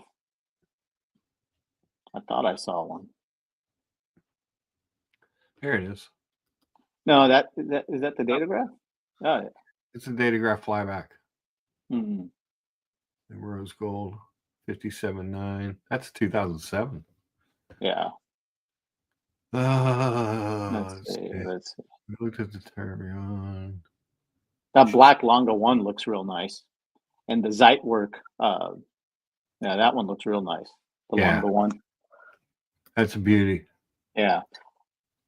Yeah, the lumen is definitely Lex level. Correct, Mr. Ghost. He's absolutely right. Yeah. I was on the list for a Zeitwerk lumen, and Okay. and pretty much impossible to get. Impossible to get. Yeah. Let's look at that the white gold Zeitwerk. Now you have to like this watch. Yeah, this beautiful watch. What a beautiful watch. Yeah. And I Yeah. had a chance to tour the Dresden Opera House, and it is very similar to what they've done on this watch, what they recreated.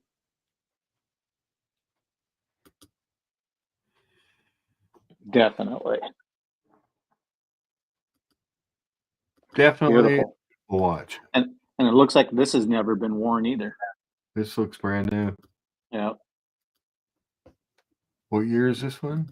Yeah, that's what I'm going to ask you. 23. And how, 2023.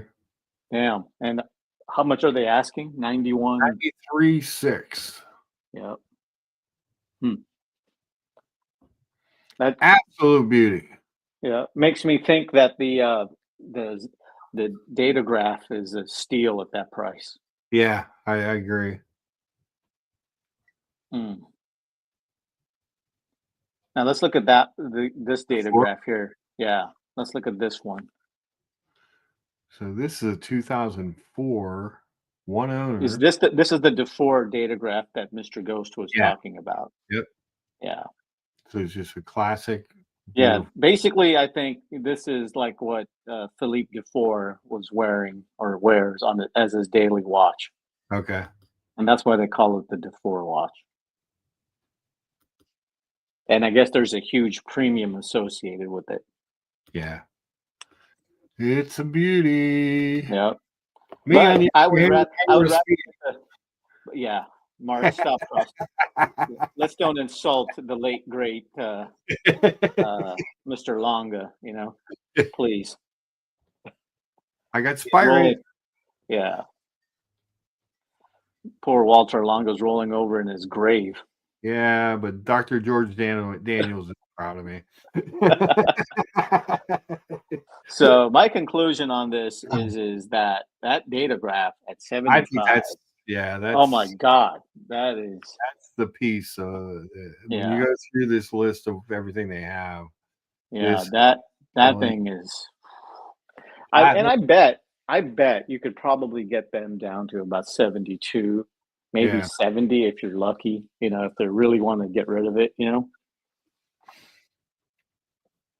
Yeah, it's a gorgeous piece.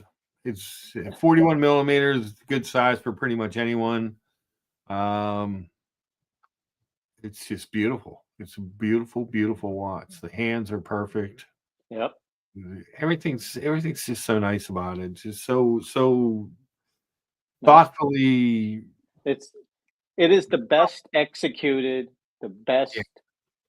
I mean, everything about this watch screams the best watch in my book that's ever been created. And I've said that multiple times on multiple different channels. If there is one watch that defines what watchmaking is, the horology, the execution, the finish, the movement, the legibility, the reliability, you can click every single box on this.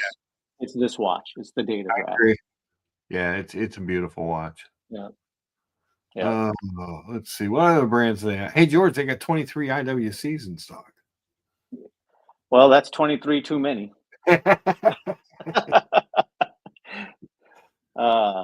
Yeah, I'm a huge Longa fan. Like I said, I really, when we went to Germany, one place I wanted to go to was Dresden because of the opera house, just to confirm what the the Datograph was all about. And right across the street in their little village was the flagship Longa Okay. AV, and I mean, literally, they treated me like a king, and they gave you a huge tour, uh, and they explained the movements and from when it started to the history to current production, and tried on a lot of different watches. That's Even cool. my wife was fascinated by the whole Yeah. line. Do you still love your Laurent Perrier? I still have it. It's not going anywhere. They've got one. Yep.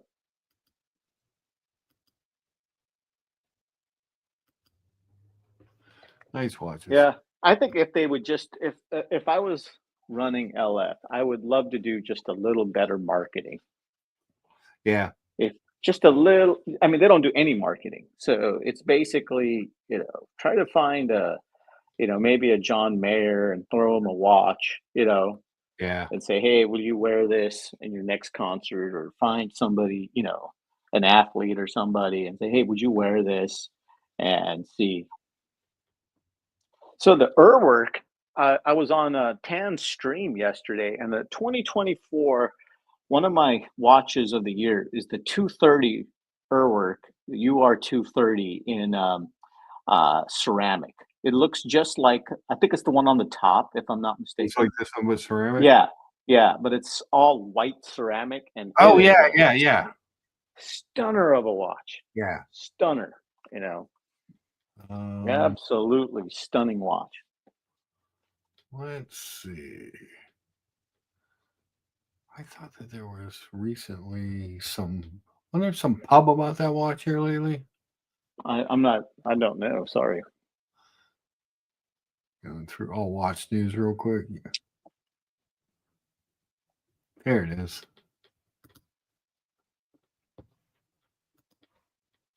Yes, look at Yeah, that watch. Oh, it's cool. that is one badass watch. Yeah, there's a good picture of it right there. Mm, Boom! Look at that. yeah, yeah, yeah. Beautiful watch. Yeah, it is. Beautiful watch. Does it say how much it is, Mark, on there? I think it should be like Probably. 90. Yeah. Hold on. Let's get on the bottom where they usually list the specs and the pricing. $170. Yeah. Well, I was a little off. Well, just a little bit. Just a bit outside. Hmm. Yeah. That Well, makes sense if this one is 85. yeah. Or 210. Hmm. Makes a sense. Hmm. I always thought this UR 100 was a cool looking watch. Hmm. I think your wrist would fit these watches real well. Yeah. I can get away with a lot. Hmm. Yeah.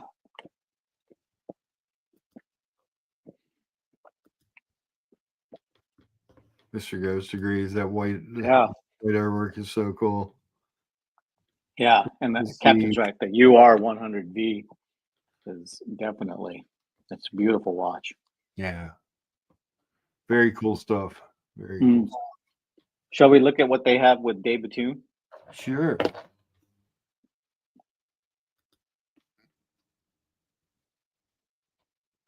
We've got 4 David Tunes. DB27, Mm-hmm. Titan Hawk. DB25 is the Stradivarius. Yep, that's mine. That's what I own. DB20. That's not mine though. No, that's DB20. that's in the permanent collection. Yeah. Yeah, they don't have a ton. Mm-mm.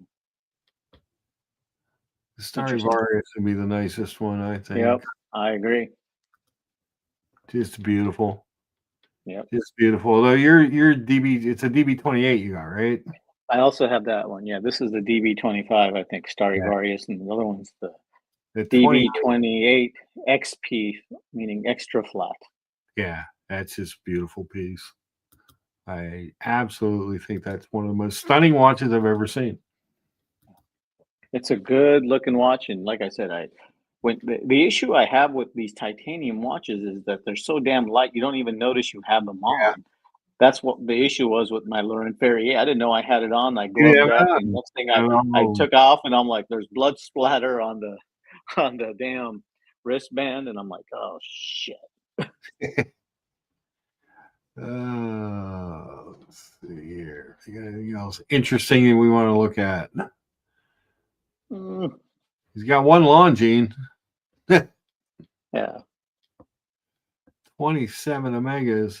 Let's see what he has in Omega since I love them so much. An annual calendar. I don't like that watch. I'm not into the Plo Prof. Hmm. These are kind of cool. You usually pick these up fairly cheap.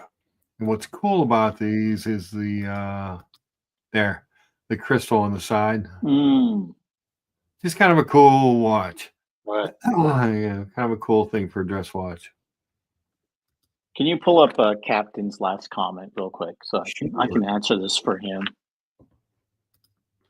George, what dealer So, do you recommend for De Bethune? 1916 company? so, so Captain, I bought the Stradivarius through Rosanna over at Cellini Jewelers, who I actually really recommend, and then I bought the 28, the DB28 through 1916. Okay. Hmm. Mr. Ghost says from now on it's Yeah, called the Starry yeah, Varheat. yeah. Thanks, Mr. Ghost. I appreciate that. You know. And the This- cool thing is like I said, I bought the DB28 from 1916 company, and the one that I bought, there was only one in the world. So, oh, there you go. and it was on tour, I believe, in Hong Kong. Ah, very Yeah, cool. Very, very cool. yeah. But like I said, I think of all the collections that I have, I think it's the definitely the De Bethune is my favorite of all. And I still have my RM, and still own the Laurent Ferrier, still own what else?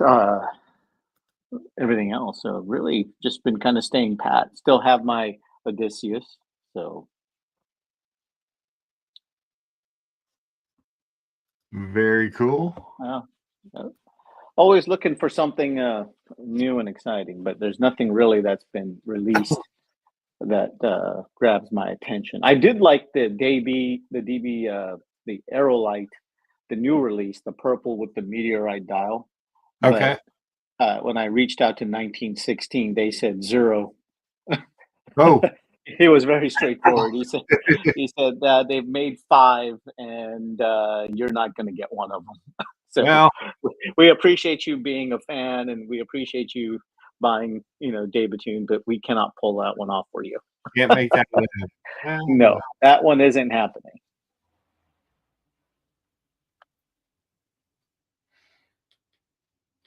that actually seems like a good price for that watch. Mm. Oh, I'm dark- still like, I'm still looking at, can't get that data graph for 75. yeah, that's a good watch, Jesus Christ. Yeah, it's good watch. especially in platinum. Yeah. Mm-mm-mm. See what Frank Mueller's up to these days. I remember when that was a hot watch. Me too. And it just seems. I always thought the Crazy Hours was kind of an interesting piece. Yeah. Do you Yeah.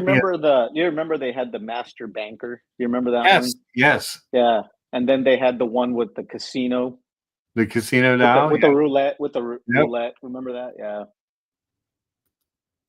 But they just seem to have. I don't know what happened to them. They just seem to have fallen off the face of the earth. Well, they had some issues, mass production, oversupply. It's a shame There's because some they're nice. There's interesting actually there's some watches. yeah. There are some really nice Frank Muellers out on the market now. Yeah, like this watch. If you like that, Richard Mille styling, but you Right. don't have that kind of money for $11,000. That's a pretty nice watch. you Well, know. I'll tell you a funny story. I was at South Coast Plaza a couple of years back, and I was walked into uh, I'm sorry, it was a Hublot 80. I was going to insult Frank Mueller, but it was a Hublot 80. And they showed me this watch that has the tonneau shape just like this. Yeah. And the guy told me, and he said, "Oh, well, this is just like an RM, and you get to save $100,000." And I just looked at him, and I just looked at him, and I said, "But it's not an RM." Yeah. And that's the difference. This is not True. anywhere close. I told Oh him no, with I'm all not due, saying. I'm just saying if you like that case shape, but yeah. you're more in my price points, that's actually if you wanted something like that, that would be Yeah, a yeah, concern. but see, Mark. But here's the thing, right? You don't ever a sales associate should Oh never yeah, you say should this is never do just that. like an RM with Yeah, saving you 100,000. Why are you saying that? I found that to be like a joke. yeah. PG likes these Daniel Ross. They're actually pretty nice looking Yeah, watches. I have to admit. I don't know much about the heritage or the history behind it, but they are nice looking they watches. are nice looking. This is actually kind of a really cool looking watch. Hmm. Yeah, I think that's very very cool. Yeah, Chunky little monkey for the size. Look at that dial. yeah, Mm. nice looking. Looks like it's never been worn either. Yeah, Hmm. Interesting. very But cool. anyways, shall we get to the highlight of the, You want the to go to the morning game? football picks, George? Football. Let's All go right. football. And by the way, I had the Rams in the points on Thursday night, if I recall, because I Yes. think the Niners were favored by 3. But Yeah. oh well. So what a But you talk about a team that is like going to be in purgatory because oof. they've way overpaid for Ayuk and Samuel and granted they were great, but they're not great now. And I'm then just curious what McCaffrey. you do with Purdy.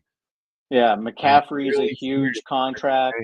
Bosa is a huge contract, and they're all injured and they're getting older and they're going to be strapped for money and then you Yep. got to pay Purdy and you haven't somebody has to take the blame for what's going on there and nobody wants to take blame. Shanahan doesn't No, want to take blame. Lynch doesn't want to take blame. The nope. owner doesn't want to do anything, and it's like, okay, what is going Everyone on here? wishes to You know? remain blameless. Yeah.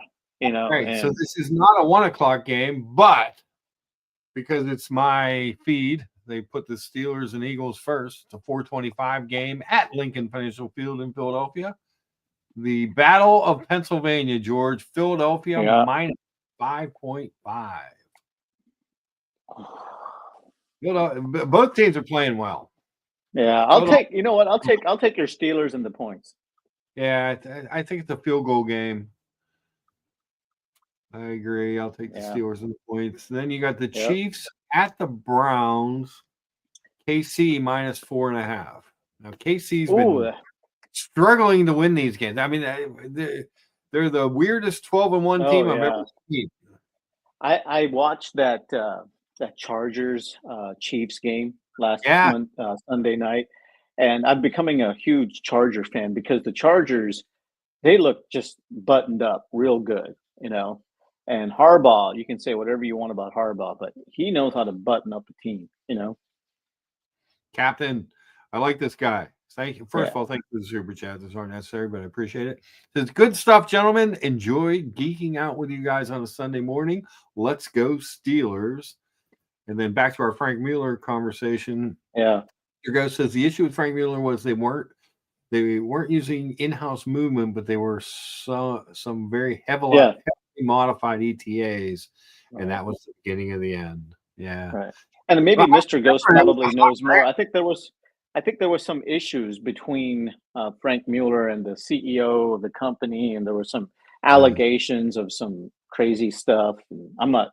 I think Mr. Ghost probably knows it better than I do. I just remember it was a hot brand, and then it seemed like quickly it wasn't. Mm-hmm.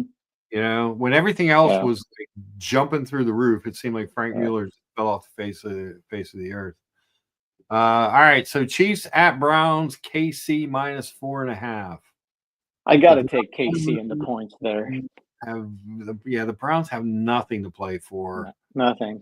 at 3-10. Yeah.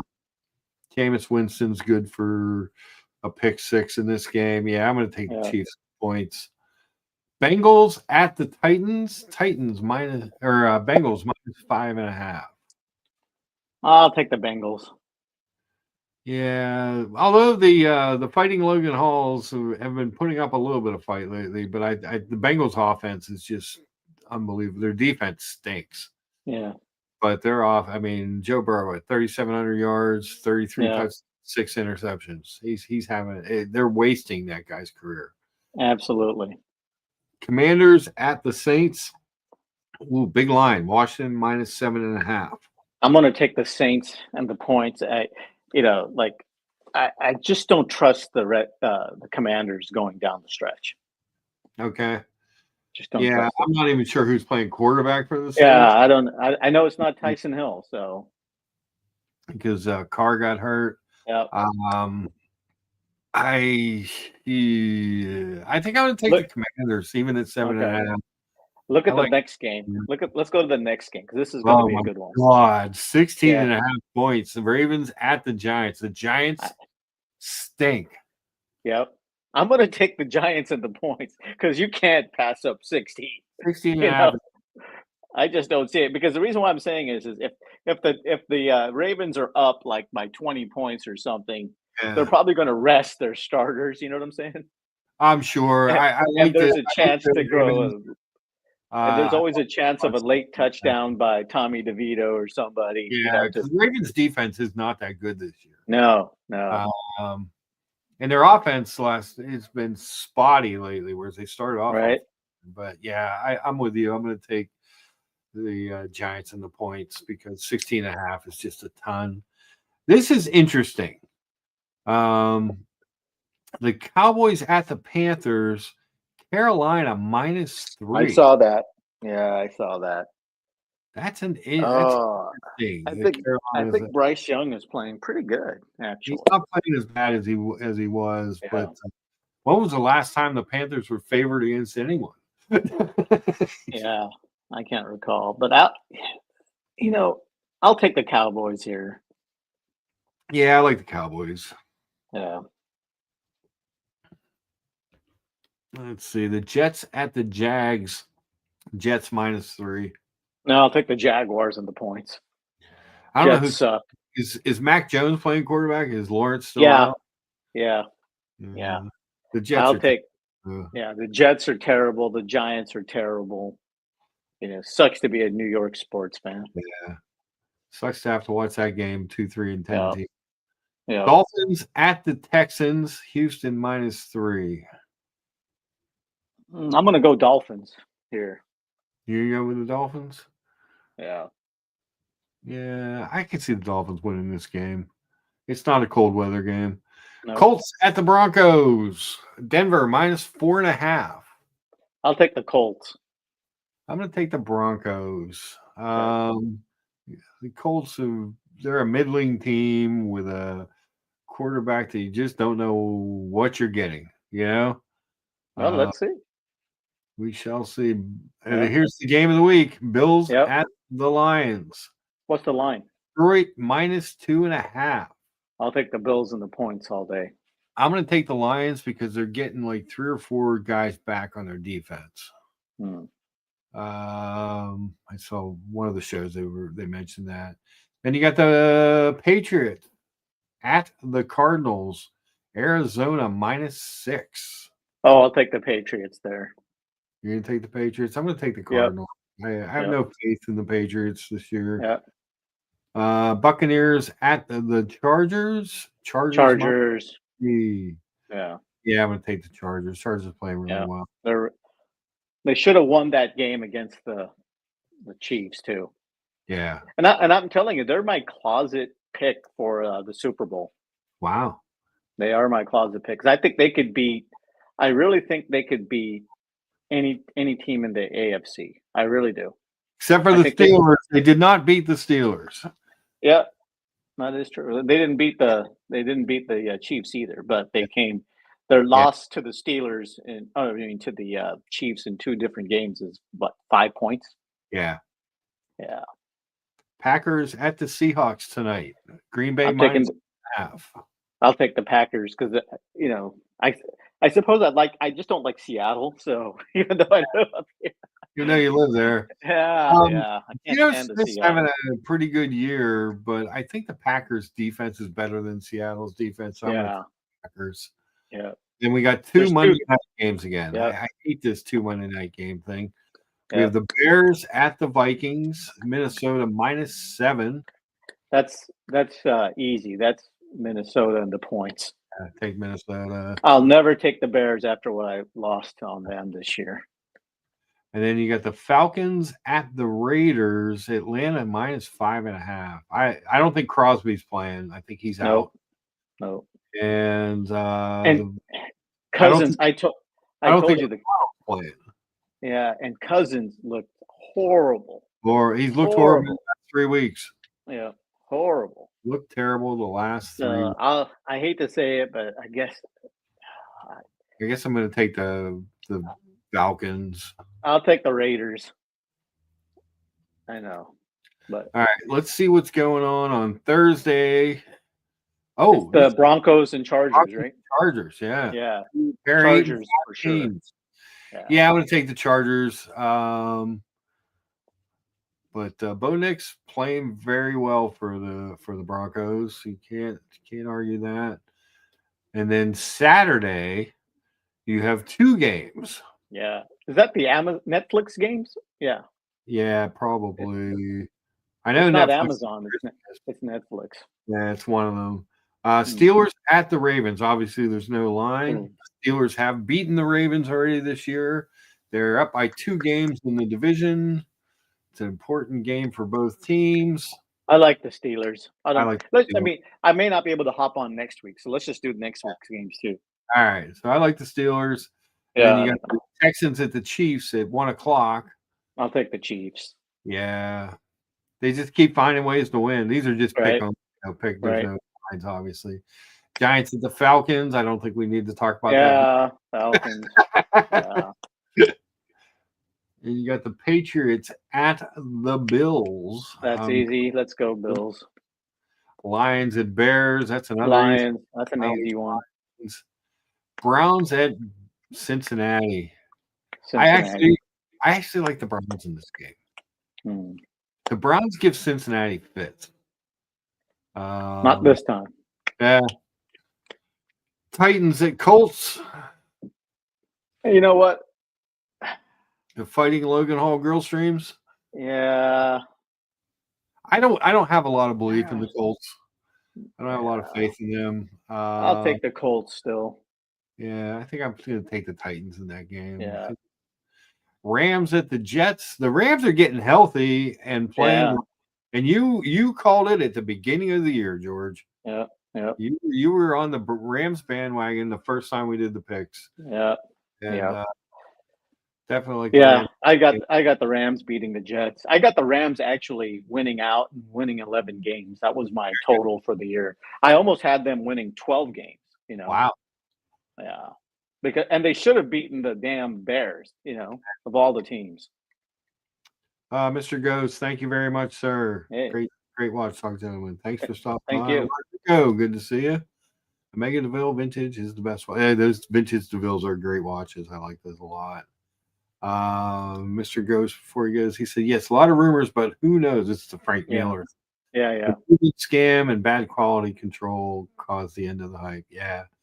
He said, I wasn't sure what happened. I just knew that nobody was talking about him suddenly. Yeah. All right, back to our games. All right, so Eagles at the Commanders. That's Eagles, easily. Eagles. Cardinals although the Eagles are starting to have strife again. So here's the thing. The funny thing about this is that is that the Commanders are 8-5, right? Yeah. So the Commanders start losing one or two games, and the Rams start winning them all. If the Rams don't win the division, but let's just Uh-huh. say Seattle for some reason wins the division, the Rams will make the playoffs and take Yeah. over the playoff seeding from the Commanders. True. But I just can't see the Seahawks winning out. I just don't see it. No, especially a couple games down. So Yeah. Cardinals at the Panthers. I got the Cardinals there. Yeah, I'll take the Cardinals. Vikings at the Seahawks, and I have the See, Vikings. yeah, this is what I'm saying. The Seahawks now have two home games, but their home games are against the Vikings and the Packers. You think they're going to beat both those teams? I don't. Right. I just And don't see it. Whereas the then, Rams have away at the Jets and then at home to the Cardinals and the Seahawks. So yeah, it is likely. I mean, my father and I were talking about this. There's a likelihood that the Rams could be going into Week 17 having already won the division. it's true. It could happen. How do you like that for a 1-4 season, huh? Yeah. Here's another horrible game. Deplorable. Jaguars at the Raiders. Yeah. Like, I don't know who would pay top dollar to sit in the bleachers to watch this. oof, You know, what a mess. that's just a nightmare of a game. I'm going to take the Right? Jaguars because the Raiders have just they're terrible. Yeah. 49ers at the Dolphins. I think the Dolphins will have something to play for, and I don't think I was thinking about this the other day. I think you need to just shut down uh, Debo Samuel. You need to Yeah, shut down Joey Bosa. You need to shut down Fred Warner. Shut down Dre Greenlaw. yeah, And maybe even shut down Brock Purdy because in the offseason, if any of these guys get injured and you want to move off of them, you're right. screwed. You're You're done. screwed. I get it. And you might as well start thinking about who are the people you want to Here's the keep. yeah, but here's the problem, George. If they win this week, and then that game next week gets them to 500, they're going to play all those guys. Let me let you know something. I think that I saw on Thursday Night Football. Their chances of making the playoffs are 0.1%. Oh yeah, Yeah, so it's not going to happen. So for them, they should be focusing in on trying to get a high draft pick, protecting these players because in the offseason, a lot of them are going to go. yeah. I don't know who really wants a Debo Samuel or a Brandon Ayuk or some of these players. I really don't know, but I know who's they glad we didn't get Brandon Ayuk. yeah, I know. What a disaster it would have been. And now you look at it, and all these guys are coming off of serious injuries, you know, Yeah, and that's the issue. You don't know Christian paying a McCaffrey, lot. yeah. You're So paying much, and then they're hurt, and and they're is old. and let's be honest, this Tua got like 50 million or 60 million, whatever he got, right? Uh, and Purdy this year has just been awful, Yes, he has. really bad, really bad. So, are you going to spend 50 million on Brock Purdy? Right. I don't know. Yeah, that's a tough It's a call. mess. It is a mess, and I don't know what they're going to do. I don't. The Dolphins. They just don't. I don't know. I don't have a lot of faith in them either. I think I'm going to take the four. If it's just a pick 'em, I'm going to take the 49ers. I don't. I don't. The Dolphins just haven't shown me much. Mm. Buccaneers at the Cowboys. I got the Bucks, Baker Mayfields yeah, all day yeah, long. every day. It's a shame. I always go back to the Cleveland thing.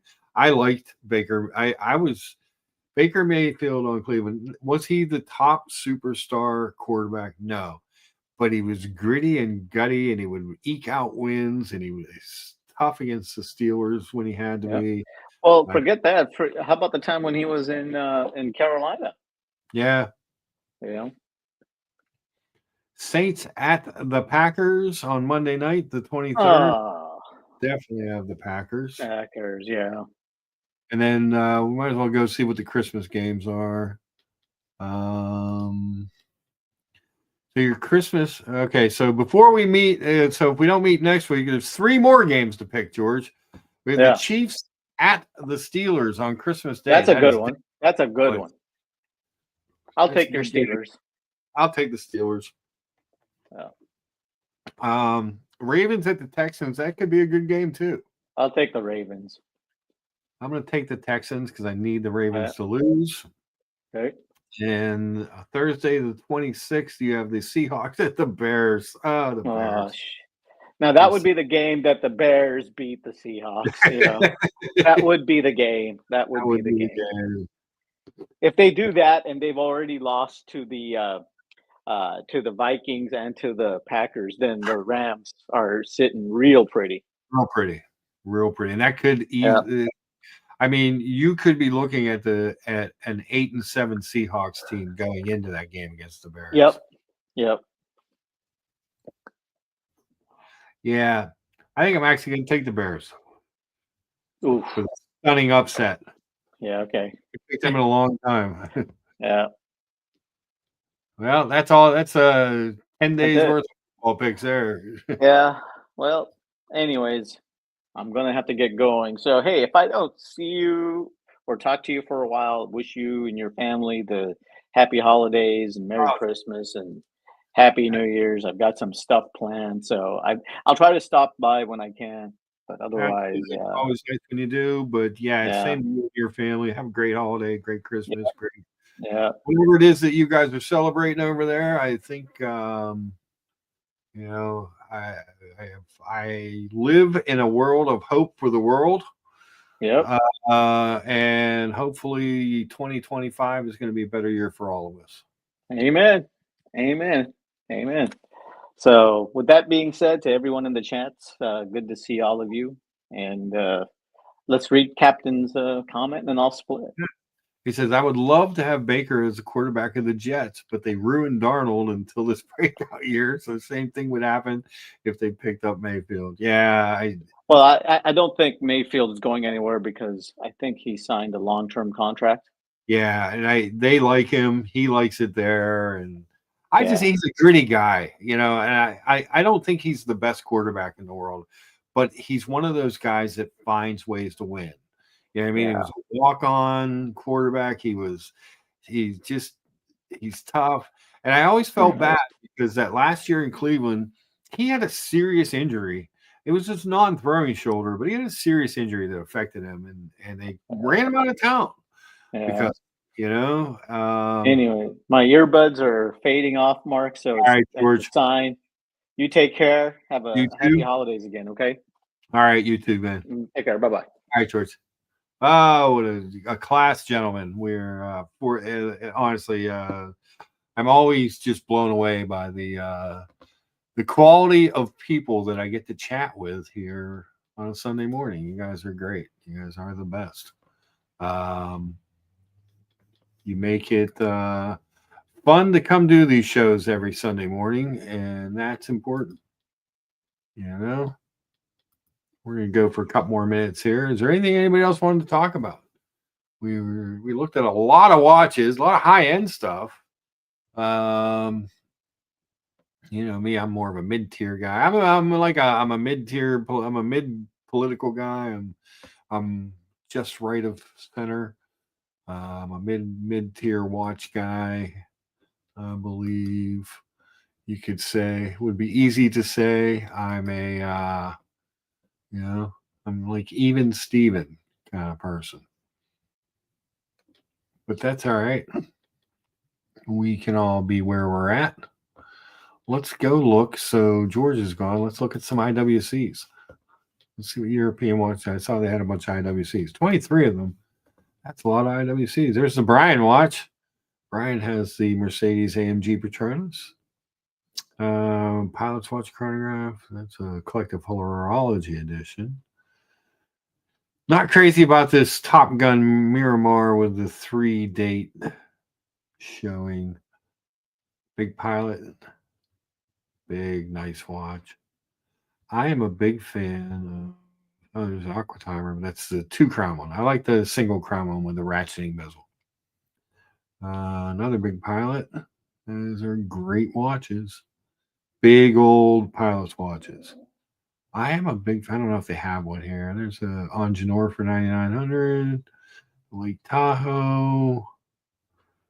Another 46 millimeter big pilot. Chronograph. Now let's go.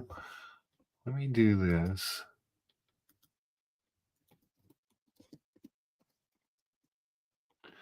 I'll show you my favorite IWC right now. Aside from the Aqua Terra, which you guys all know that I dearly love. Let's pull up the IWC Big Pilot 43. I actually like this version of it. Boom. I think that's just a handsome looking watch. And 43 millimeter, it's the right size. It is got the exhibition back, which I love. I love the rotor on that. I think they just do a really nice job. The adjustability of that strap is amazing. It's just a great watch. Oh, you were looking at the draft order. Yeah, when Baker was, I was surprised he was picked first overall, but Darnold's, sometimes you gotta season a guy, and I think he's showing that. But he got to hang out with Shanahan and the gang for a year, so that probably helped his development. Just he's not having a bad year. He started off on fire, but he's continued to have a very good year. Doc Mick in Florida in the house. He says the 39 Spitfire is his favorite. We'll pull one of those up here in a second. We'll look at look at this big pilot. So I love this big pilot. This has the new I don't know if it's really an in-house IWC movement or if is it Richemont that owns it? It's part of their collective, but so a couple advantages of this over even the big Pilot 46 is you go from 60 to 100 meters of water resistance. You go from 48-hour, I think it was a 48-hour power reserve on the standard movement to you move up to 5 days. It's just a good watch. It's a good watch, but the Spitfire is a good watch too. It's just a little small for Mr. Lucha.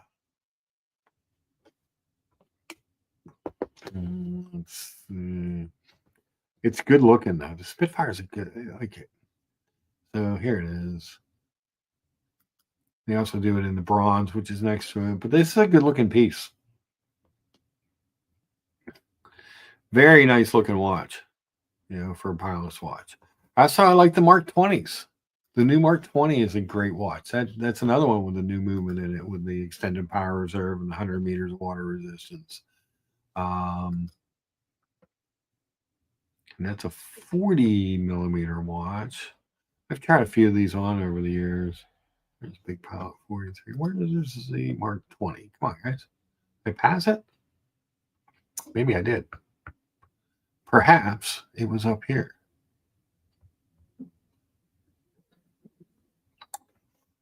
Now let's filter it to the size.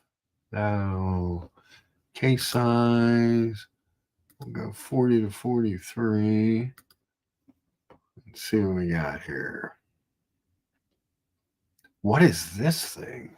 I've never seen this Mark 20. Patrie Suisse. Oh, is that dial beautiful?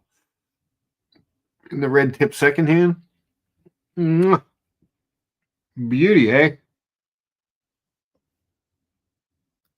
Doc, I would take this over the Spitfire. It's only a millimeter bigger, so it's not that much bigger, but that's good looking. Wow. But I always like to know if Johnson EDC's in the chat, he knows which one I'm going for.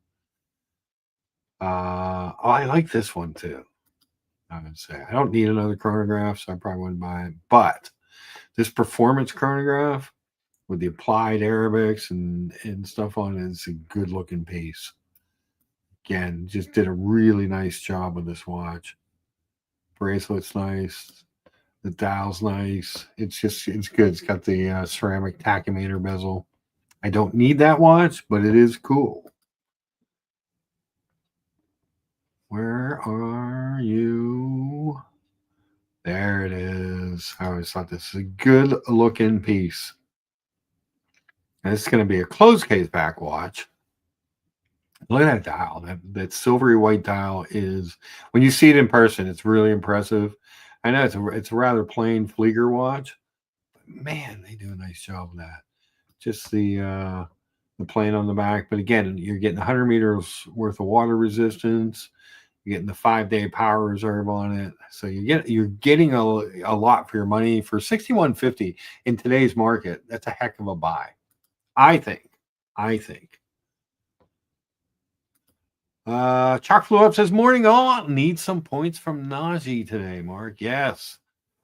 Look, Najee, a good day from Najee means that you can run the play action pass and you run some of the run pass option plays. Russ can, gives Russ more time and room. I'm not sure if Pickens is playing, which means that Mike Williams could have a breakout day for the Steelers today.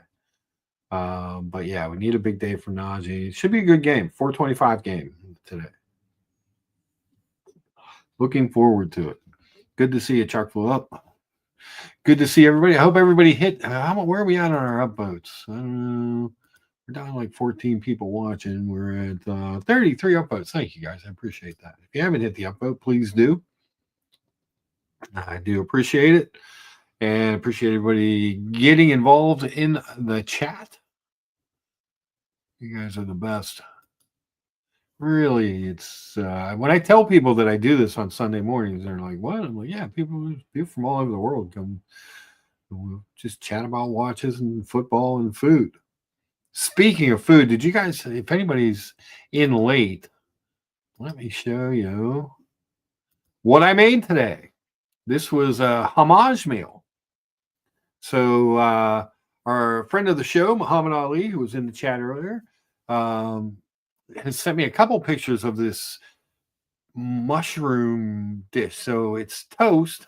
They use sourdough toast where he gets his. I used a Tuscan bread that I got from the Market District here with cream cheese. Now they put, I went back and reread it after I made it. They put actually spinach in with the mushrooms, which I didn't do on this one. Just some scallions and seasonings and rosemary and stuff. I kind of made a rosemary mushroom gravy to coat the mushrooms in.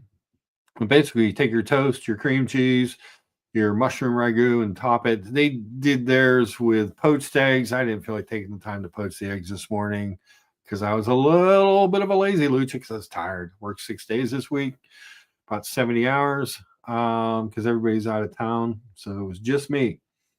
I was running all the departments, but that's all right. I'm good enough to do finance. I'm good enough to be the sales manager, good enough to be the used car manager, and good enough to do the internet manager's job. I can do them all if necessary. And I just worked bell to bell all week. So I was a little tired. I didn't feel like poaching eggs is, half of them I mess up. That's the other part. As good of a cook as I think that I am, poaching eggs is tough. So I kind of steamed these eggs to give it a little bit of a poached look to it. And I served mine with some maple apple sausage and some bacon and some strawberry tomatoes on the vine. And it was delicious. But I'm going to try and do it again with the poached eggs, with the spinach. So next week, it could be a similar dish, maybe without all the breakfast meats. Just make the plate like Muhammad has shown me on his. But that was good. It was a good breakfast. I can't complain.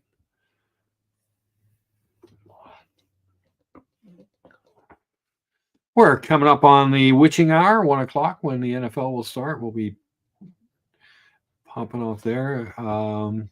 Rodrigo, back to your comment again. If you're still out there, the DeVille Vintage, those are great watches, and you can find great deals on them. You really can. There are deals on those watches, and they're good-looking pieces. Really, really do a nice job of those. I'm a big Omega fanboy, because the other parts of my week, if you will. So, yes, moving mom in full time. So I brought the washer and dryer upstairs. Not cheap. Well, dryer broke, so I needed a new dryer. So I was like, well, it's a good time to do that. You can see I didn't get done painting because my tape is still up. My curtains aren't up. But that's the far end of my kitchen. So I have a huge kitchen. My kitchen is enormous. So the far end there used to be a tall table and kind of a stoolish kind of chairs that went with it. But since mom, with the fall and the heart and all the other stuff, she's going to be a permanent addition to the house. And she loves to do the laundry. So I don't need her going into the basement to do that. So she is going to be able to do the laundry upstairs here. And my cousin's coming over to finish hooking up the dryer for me. But the plumbers did an amazing job hooking up the venting for the dryer and the all the water stuff because there was no water lines or anything over there.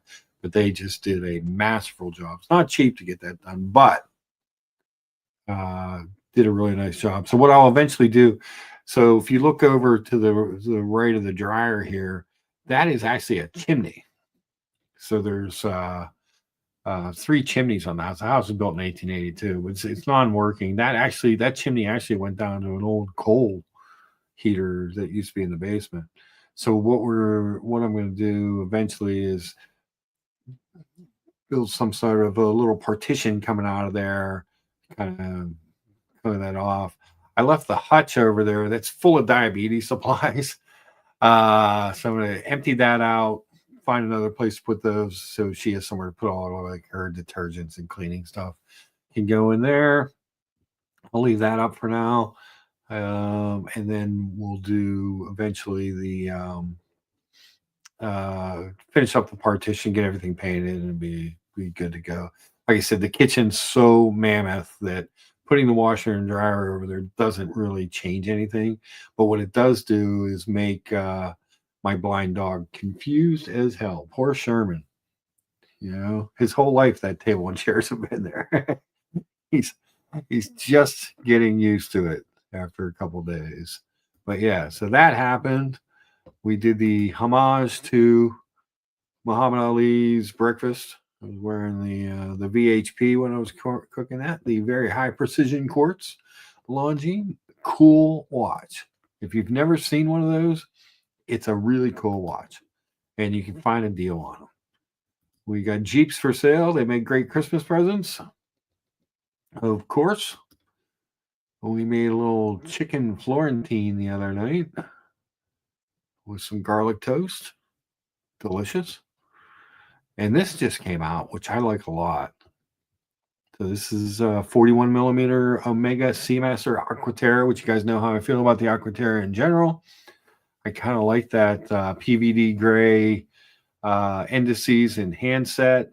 And it's got the new bracelet, which is really beautiful and comfortable, a little bit less scratchy in this polished center links, and it has a little bit of a micro adjust on it. So I've always said if they came out with this in anything other than black, I might be tempted. I'm tempted. This for me was a hard pass. I did not like this watch at all. Even as big of an Omega fanboy as I am, gotta say no. And that was the other thing that happened this week. On the 10th, Speedy Tuesday was the 10th. So cool thing about my super racing watch. Is anybody even still watching? I thought I'm just talking to myself. 11 people are still watching. Okay. That's cool. So cool thing about my watch. This is my Omega Speedmaster Super Racing with the coaxial master chronometer with the spy rate system. So this watch is good for 0 to +2. Mine has been running 0.00. With the honeycomb dial, which is just, the picture doesn't do it justice. When you see it in the light, it's amazing. The new Speedy bracelet fits. It's just so comfortable. The black and yellow, obviously the Lucha colors, but the striped second hand at 9 o'clock in the 9 o'clock sub register, striped like the original greater than 15,000 Gauss Aqua Terra Bumblebee. but also because this watch was originally released in 23, although they didn't really hit the showrooms. They didn't hit the ADs till this year, late this year, really, for the most part. They just started. But because 2023 was the 10th year anniversary of the greater than 15,000 Gauss watch, on the 10th, you get the special Speedmaster font. And this month, it just happened that the 10th was a Tuesday. So I got Speedy Tuesday and special font all in one day. I feel like I was blessed. I adore this watch. And this is probably for the first time in a while, I'm going to say this is a keeper. This is a keeper. Matthias has dubbed it the Lucha. And I can't say enough how much I like this watch. I'm just a really, really big fan. It's executed so well. And I know it's a big watch. It's 44.25 millimeter watch, but it's only 50 lug to lug. So smaller wristed people can wear it. It's not impossible, but it's a big, chunky, and it's 14.9 thick. It's not a small watch by any stretch of the imagination, which I like, which really just fits my wrist, my 7.5-inch wrist. Just go like that. Boom. There it is. It's a beauty. And I still, 5 weeks later, super duper smitten with this watch, with this bracelet, with the case back, with the honeycomb. I like everything about it. But again, buy what you like. You know what I mean? Just because I think the Daytona is small and a girl's watch doesn't mean that it won't fit your wrist. I'm teasing. I think the Daytona is small. I think they listed it at 39. I think it's more like a 38. And I've never put one on and said, oh, it just looks good on my wrist. I know that Buckley says that if Diego takes your picture at a 34-degree angle with your hand at your side from 8.25 feet away, it looks like it would fit a normal man's wrist. I don't know. I don't see it. I'm not seeing it. What about you guys? Are you guys seeing it? I would prefer the 44.25 millimeter watch. Just putting that out there. And that's just me. I know other people love it. People love and go mad for that watch.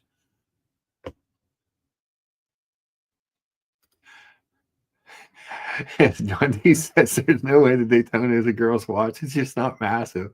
Even on your wrist, you can rock a 38.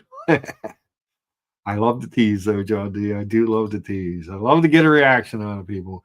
And part of it is because I did that show months ago where I said, hey, let's face it, it's a chick's watch. And I had that montage of 15, 16 different women wearing a Daytona and looking good on their wrist. Oh, my. I personally don't prefer the smaller. I prefer a bigger watch on my wrist. I discovered recently, because I never really put a watch on my right wrist. My right wrist, I put a watch on there the other day. I was cutting off my circulation. I'm like, that must be an 8-inch wrist on the right hand side. But it is what it is. Everybody should buy what they like. I don't care. I love to see when people get stuff, especially if it's something they've been yearning for. I am in a little bit of negotiation. I'm not sure if it's going to happen, but there could be an addition if the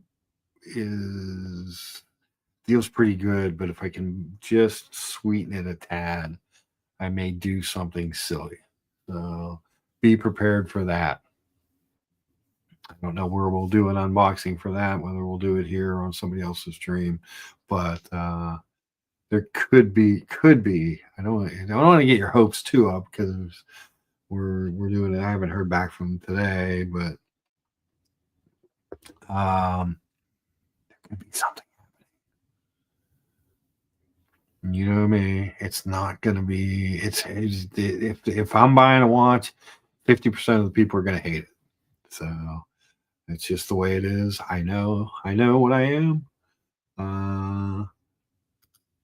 I think the Daytona is too large for tiny wrists, predominantly women, but men wearing too large a watch looks clumsily and inelegant. Are you saying that this looks inelegant? I think it looks amazing.